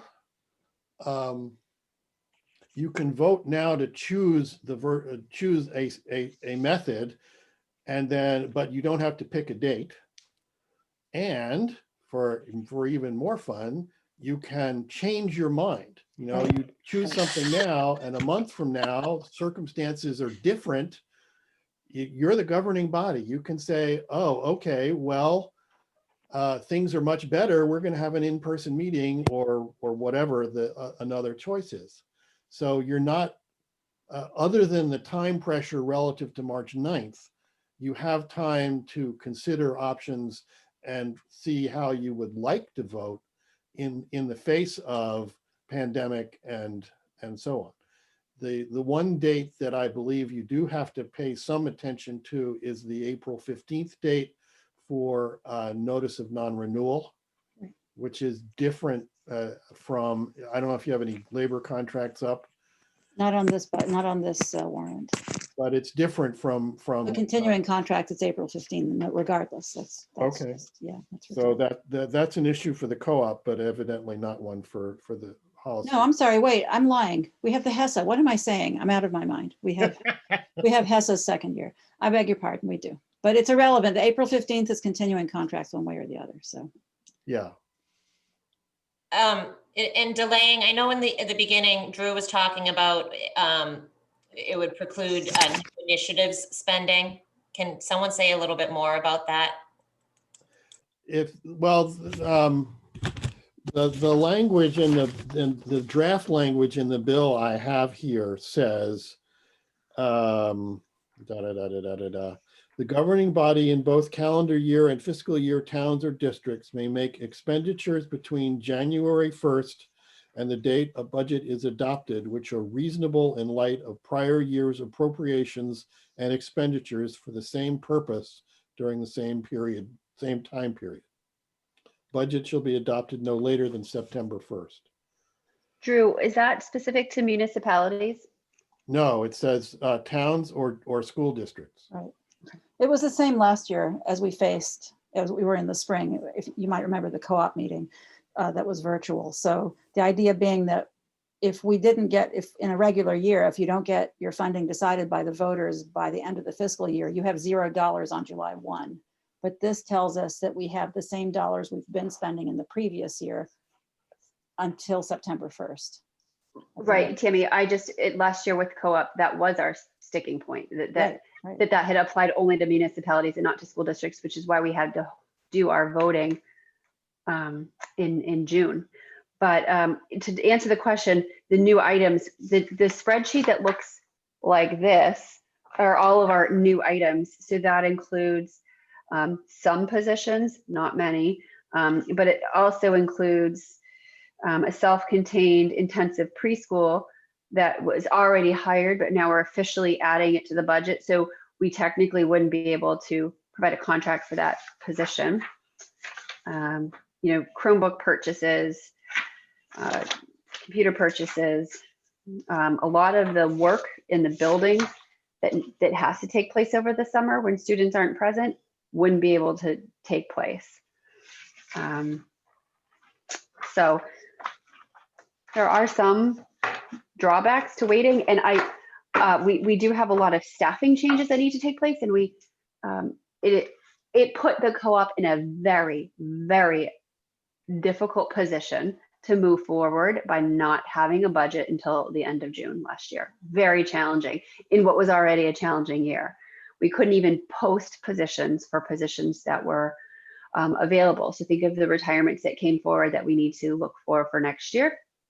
We wouldn't be able to move, we wouldn't be able to act on any of those. So we'd have to have our meeting totally done by the 15th of April in order not to really feel any of those impacts. Is that what I'm understanding? Drew, that's what you were saying? No, it's for contract non-renewal. That's different from contract renewal. So April 15th is when we have to guarantee a contract for our folks. So we either provide it or we don't, but we would not be able to issue notices of employment for our support staff because the contract is on the warrant. Right. Gotcha. We don't want to get involved with that. So the negative aspect of these Zoom meetings is that the alternative format is that the public can't make amendments because we don't have voter checklist opportunities in the virtual space. And, that's, that really stinks. I mean, you can. No, I think, Drew, isn't that what we were told in the document that you sent out? That's correct. The amendments can only be made by the governing body, although you may take input from the public. So if a member of the public says, if I were legally allowed to, I would move to amend this whatever budget, this warrant by X dollars for whatever, one of us would have to sponsor that. That's correct. Which Right. is fine. I mean, I trust us all, but at the same time, it is a significant drawback to virtual meetings.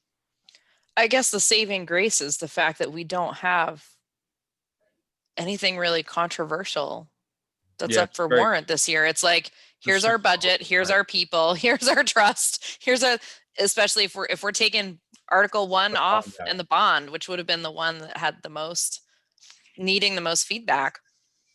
I don't know. I guess that as I started the sentence with, it's our saving grace that it's not. I agree with you. Complicated. Yeah. That's true. Boy, struggling here. I do like the idea of in person because I think it just helps, but I don't want to prolong it either past, some of these other deadlines, contractual. Drew, you said that the co-op was considering moving the date? Well, the co-op has no interest in having a regular meeting in March. Okay. So what they're trying to decide, and their regular meeting on the 20th, I hope they will decide, is whether they want to have a virtual meeting or an outdoor regular meeting. And there was a lot of sentiment from them to want to have a regular meeting just so that the voters can actually make motions and so on. So. Do they have a lot of controversial items on their warrant, or is it pretty straightforward? Well, it's the co-op. Everything's controversial. That's true. It's very existence, right? Silly question. Do we want to take that off the table as well, that we're not interested as a board in a in-person March meeting? Do we at least agree on that? Is that something that we had to decide? I thought that was kind of clear that we're. I think Rob, could you take a sense of the board? Yeah, sure. We could roundtable it. What is the sense of how we feel about having a live meeting in March? Is that what you're asking, Tammy? Yeah, I guess so. I mean, we're all struggling to figure. I just want to put some structure to the commentary so we can, Yeah, I'm not comfortable having an in-person meeting in March unless we're gonna, get dressed in snow gear and have it outside. which Agreed. could be fun. Then we'd really be New Englanders. Right. I know. I was like, why can't we have the meeting outside in April? Meet How our long- deadlines. Wear How some- long have you lived here? long enough to know that we might be out in a snowstorm. Right. Or it could be 80 degrees also. Right, It could be either right. way. I mean, I agree with Amy. Yeah, same here. No March Okay. live for me. Mhm. Yeah, with great I think it's- reluctance, yeah. Yeah. Oh, sorry, Tammy. Oh, no, it's all right. Go ahead. I was just going to say, I think it's not fair of us to expect that of our constituents. I'll stand outside, but I'm not going to tell my next door neighbor that she needs to. That's not, it's Yeah. an inappropriate request. Are there additional drawbacks to the Zoom format that we should be considering? It's time consuming for the governing body because you have to conduct 2 of these and you have to put together all the public input and make that available. I think I mentioned this, but please unmute yourself. Well, we still can't hear you. The stuff that you see particularly on large Zoom meetings, you have to turn the volume down on your television. Otherwise, it's awful. Yeah. So, And so on. oh, sorry, Drew, I thought you were done. Just the logistics are difficult, but it's costly to send out the stuff to all those voters. You're signing up for more work than a regular meeting would be. Mhm. So I work with Zoom extensively in my day job. There's a Zoom meeting, which is what we're doing, and there's a Zoom webinar. If we run it as a Zoom webinar, you can put as many restrictions on it as you want. People will queue up to speak. You will unmute them, and they can only be unmuted by us. They cannot unmute themselves. And there's a lot of kind of that tediousness that Drew's mentioning isn't necessarily a factor. Yeah, could their TV be loud or a dog barking? Yes, could happen in any of our houses as well. But I think if we're going to do this, I want to know that we could do it as a webinar, a Zoom webinar, not a Zoom meeting. I don't know why you couldn't. The legislation doesn't say Zoom. It says virtual. Or something like that. And are we paying for Zoom? I mean, are we commercial users that we can pick formats? I believe it's an educational license that the SAU has. We have multiple accounts that have different permissions, if you will. So there isn't an additional cost to Carol's recommendation. It depends because it depends how many people will be online. That was one of the things that Drew said at the beginning. There's a limitation to how many people can be on a Zoom meeting. Webinars usually are up to 500 people. It's kind of weird because on one hand, I'm thinking, well, our warrant is pretty straightforward, not controversial. It's runs the school. It's, money we need to keep the lights on essentially and pay people.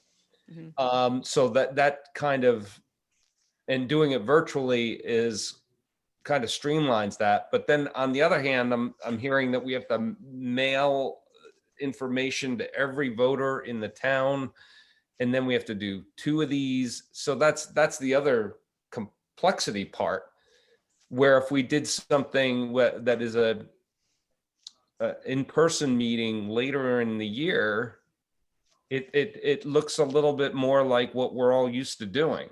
I don't know. What do people feel about that? I mean, I've been in the middle here. I've been after mailing something to every voting address. I know not every single voter. That's an added expense, a doubled expense essentially. But I've been after, as you know, Rob, for years that we do mail something, respecting our warrant, respecting our goals to every voting address in town, because I feel strongly that our communications are, saturate the school community, but don't touch as well the non-school community. So there is a benefit to the ordeal that Drew's describing, in my opinion. As someone who's on Zoom meetings all the time, they don't have to be tedious. I don't have a problem with sending stuff out to people. I've agreed with Tammy when we had the whole debacle with stuff not getting posted in the newspaper last year because of their failure, not ours. That, I don't think that's, yeah, there's a cost, but I don't think it's going to be that bad. And even in normal format, we have a whole bunch of people come to a meeting. It doesn't take that long to get through even ones that have a lot of discussion. So doing it twice, we're all comfortably at home doing it twice though. It's not like we have to go traveling and setting stuff up over and over again. Yeah, I kind of live in this space professionally too, so. Yeah. And then I also want just to point so out that there I'm is a, clear- Just so I'm clear though, we do these informationals. There is a way to make amendments through sponsors on the board based on input we receive. And then at a later time, election time, ballots are provided, voters vote on that, on the articles that they've heard in the informationals. It sounds a little bit like SB2 to me. But do I have that right, Drew? Just so because I'm trying to keep it all straight in my head. Yes. Okay. But, but it's an election. Well, it's not an election exactly, but it's a voting time. And the who shows up to vote may or may not have much relationship to who actually paid attention at the information. Sure. Right. Exactly. One of the downsides of SB2. The downside. And then the There other are option is to others. have it outside in I know. April, and we do make it look like a wedding regular in-person meeting. or a barbecue. I just want to identify that there is a cost to in-person meetings as well. We do them every year, but there is a cost. Yeah.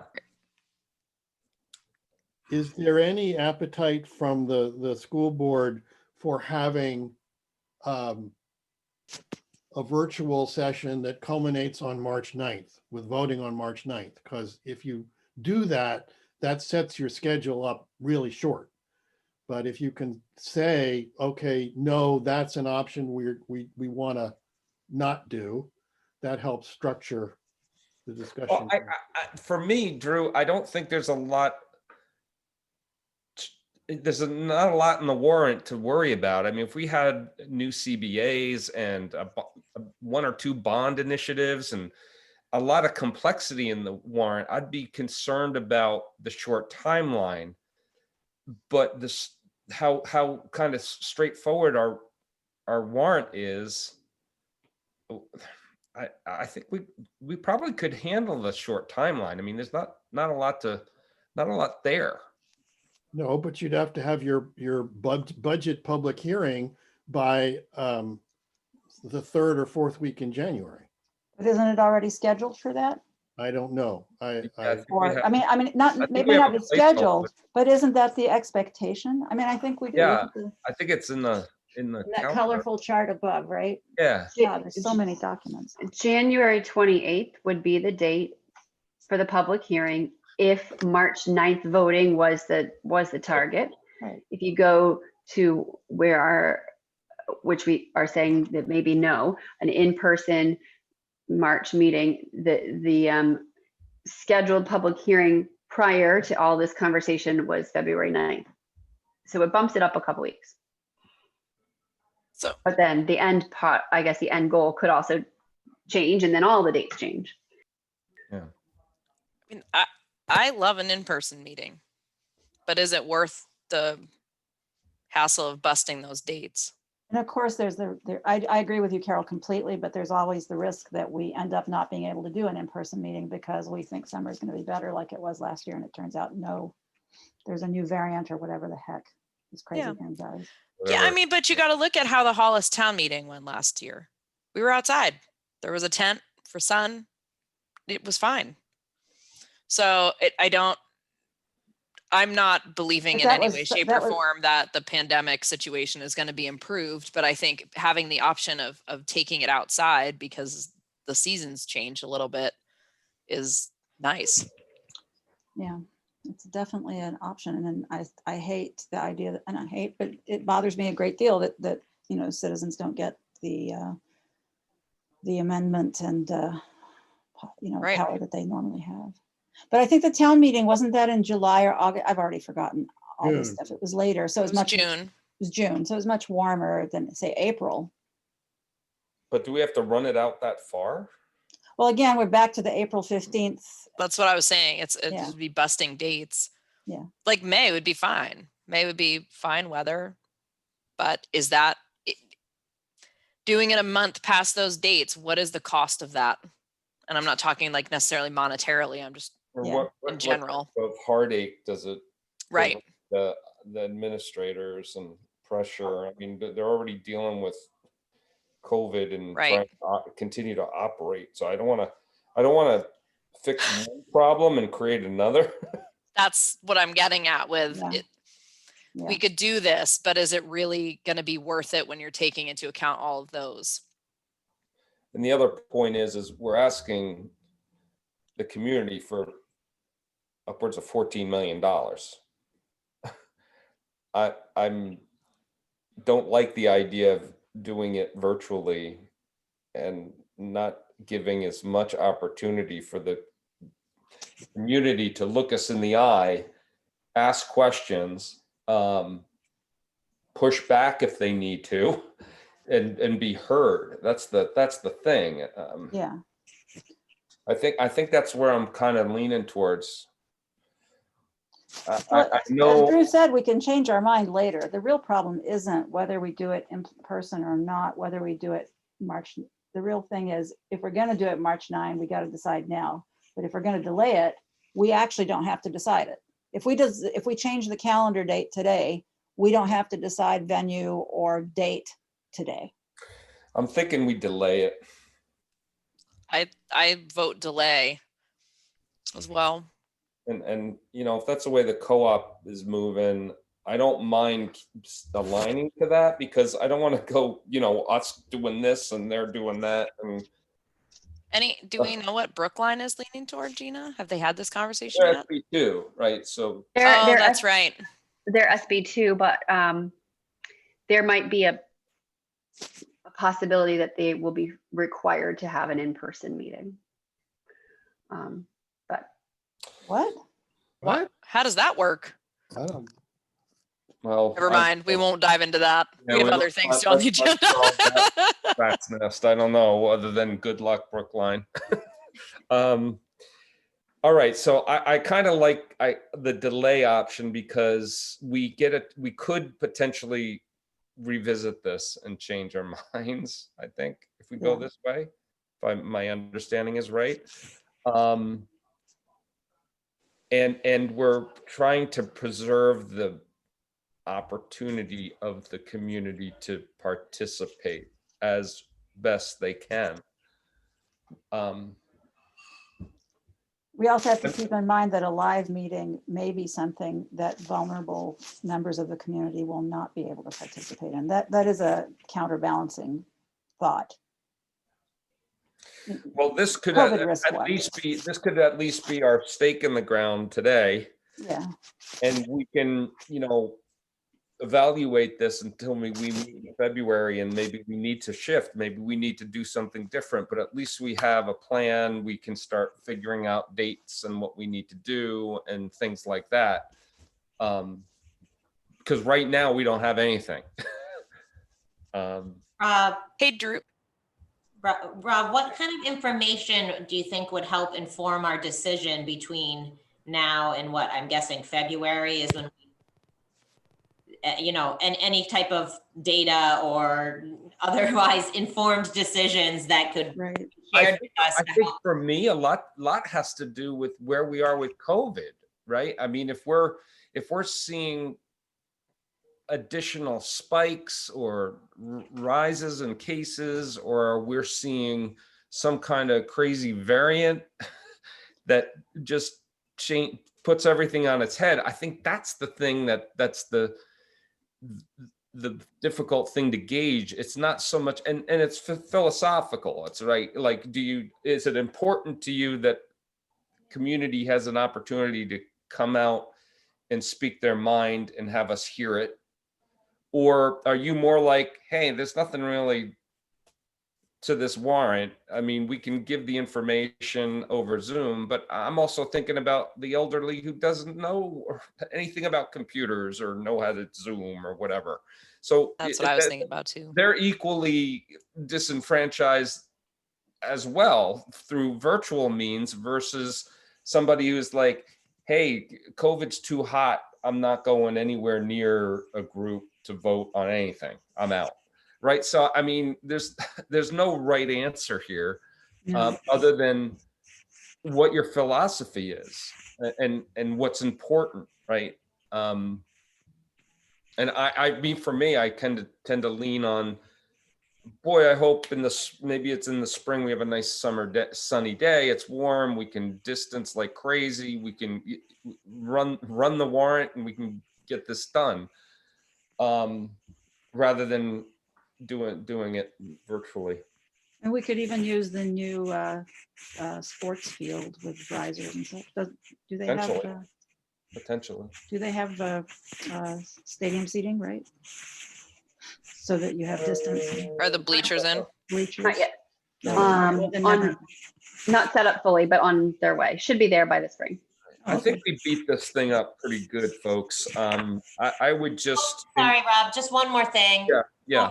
I think for me to have a very clear picture of if we go past a certain date, not just for me, but for our community members to understand the impact it would have on our administration to push the meeting out past a certain date. That information would. Do we need that as for the action tonight? I think we can formulate that going forward. Right. No, that's what I'm saying. Yeah. No, I hear. I think it For makes sense. Yeah, I think we need to put some reasonable boundaries around this, and we can't be coming together at June 30.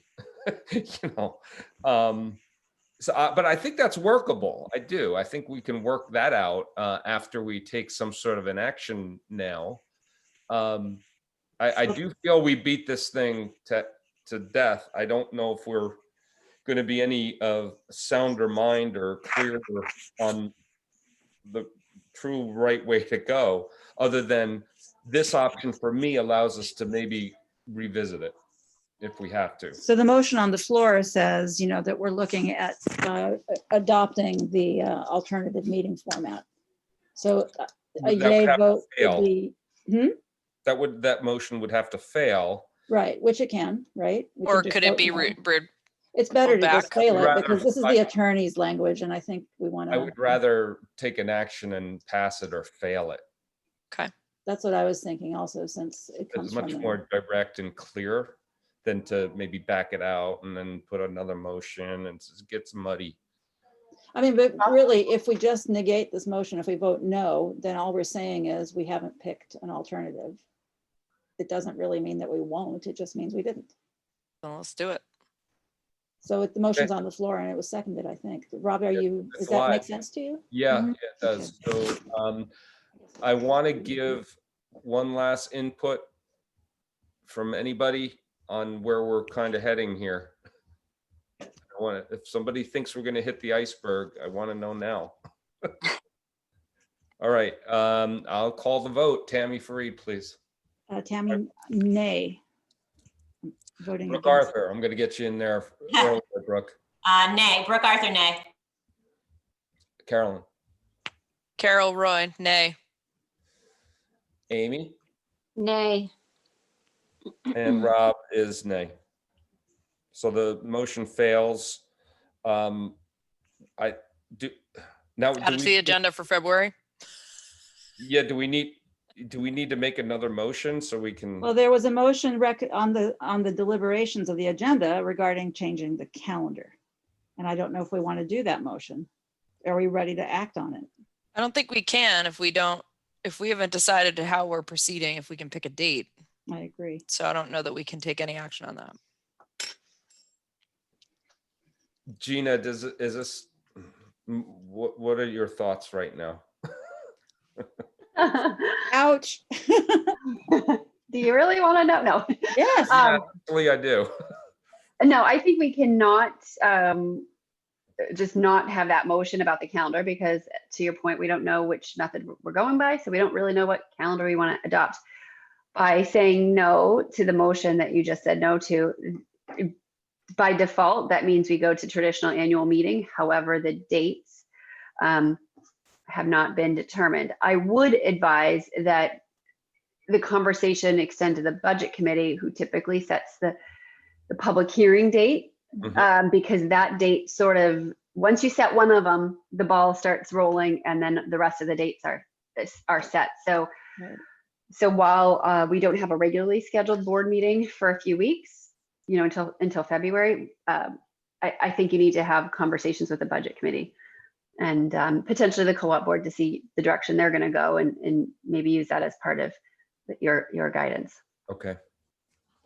There's no question this has a domino effect, but we have, like Rob was saying, we have to pick a principle and then build a solution around that. Right. Okay. Boy, my head hurts after all Yeah, that. no kidding. Me too. Okay.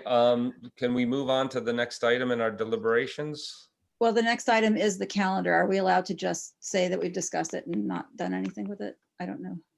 We are allowed to. Yeah. Okay. After that is policy. We could table policy until another meeting if we just No. feel that there's a lot to digest in policy, but just, Yeah, I'm kind of burned out and we have a Non-public. I would like to get an understanding of what would be the impacts if we move this policy work till next month. Is there any time sensitive items? Could I point out that the first policy on this is third reading, no changes from the previous draft? And we could pass it, at least get that off their docket. Yes, we could. However, let me just point out that those first two policies that are, you're correct, are up for third reading and adoption are the very lengthy ones. And there hasn't typically been much discussion on them. So I don't know if bringing them up for a third reading tonight would generate some discussion. I don't think there would be any negative impact to us if we just tabled the policy discussion and moved it to the next meeting. Yes, I agree. Okay. Yeah, I don't want to, again, I don't want to create hardship for the policy folks either. So I don't know, I don't want to create any or move a problem to somebody else. So I'm fine with that. So do we just take a motion to, we wouldn't have to table, right? We just don't act. Right.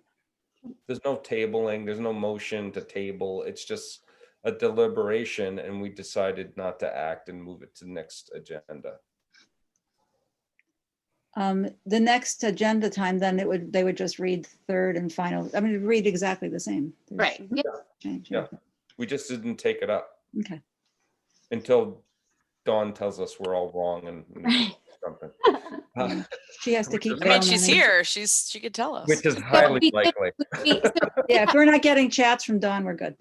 So we did have the situation at the governing board level like last year, and we had them on the agenda and we did end up tabling them like formally. So I don't know if we do need to do that.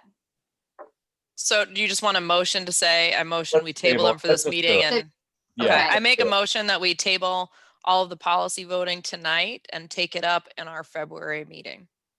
Second. Discussion. Seeing none by roll call. Tammy, Aye. Amy, Aye. Brooke, Aye. and Carol. Carol Roy, aye. Rob and I. All right. We're going to, we have a non-public we got to get into. I'd like to inform the community, if we're signing off, what anticipated business. There may be Yeah, there's going to be a vote to ratify an action after we come out of non-public. That is the only other business that we'll have, and then we're going to adjourn right after that. But it's essential that we go into non-public because there's aspects around the action that we would take after coming out of non-public. So that's essential to that that action that we're going to take. So other than that, there's no other business. So we can go ahead and take the motion, go into non-public, and this particular one is just going to be the board. So I believe that we can't retain this current meeting. Is that correct? No, we can. So once you take the motion, what I'm going to do is I'm going to end the recording. I'm going to have non-board members leave the meeting, and I will make Rob the host of the meeting, and I will myself exit. Okay. So my point is we can't return to a public meeting with this same Zoom session, See why or not? can we? I don't see why not. Could, if people needed to come back, they'd be in the waiting room. Okay. Okay. I mean, normally any actions we like to do outside of non-public, we philosophically, it does happen where we have to do stuff within non-public, but as much as we can, I'd like to take motions and actions out and in the public. So, but we're confined in this little fishbowl called Zoom. So Yeah. it's kind of like, Is it all getting recorded, public and non-public? No, so I'm going to end recording once you take the motion to go into non-public. So then when we come back out, will someone resume recording? Rob No, could, because he'd be the host, but I don't know if we have to. Yeah, Right. We have to take, the secretary has to take minutes somehow, but we'll not take the- minutes and document it, and Right. that's how we'll make sure that that it has exposure to the community. Okay, I don't recommend trying to do spin up another recording. Then we have two recordings floating around, and we're getting administratively complicated. yeah. So I'll have to take public minutes when we come back. That's right. Right. correct. Okay, We're only likely to have a single vote, and Okay. then the meeting will adjourn. So that Two shouldn't- votes, one vote, and then a vote to adjourn. Well, and the meeting to adjourn, right? So Okay. So can let's we do the adjourn now? No. let's agree to proceed that way. So I will entertain a motion for I non-public. move the Hollis School Board go into non-public session pursuant to RSA 91-A:3 II parentheses A compensation. Hang on 2 seconds. Compensation and reputation. Second. I'm just going to call the vote on this by roll call. Tammy, Tammy, aye. Amy, Aye. Brooke, aye. Carol, Carol, I. Rob, I. Okay, we're technically in non-public. Thank you, everyone. Good night, We'll folks. see you Night, Drew. Thanks for your help. Thanks, Drew. very much, Drew. Appreciate it. Thank you.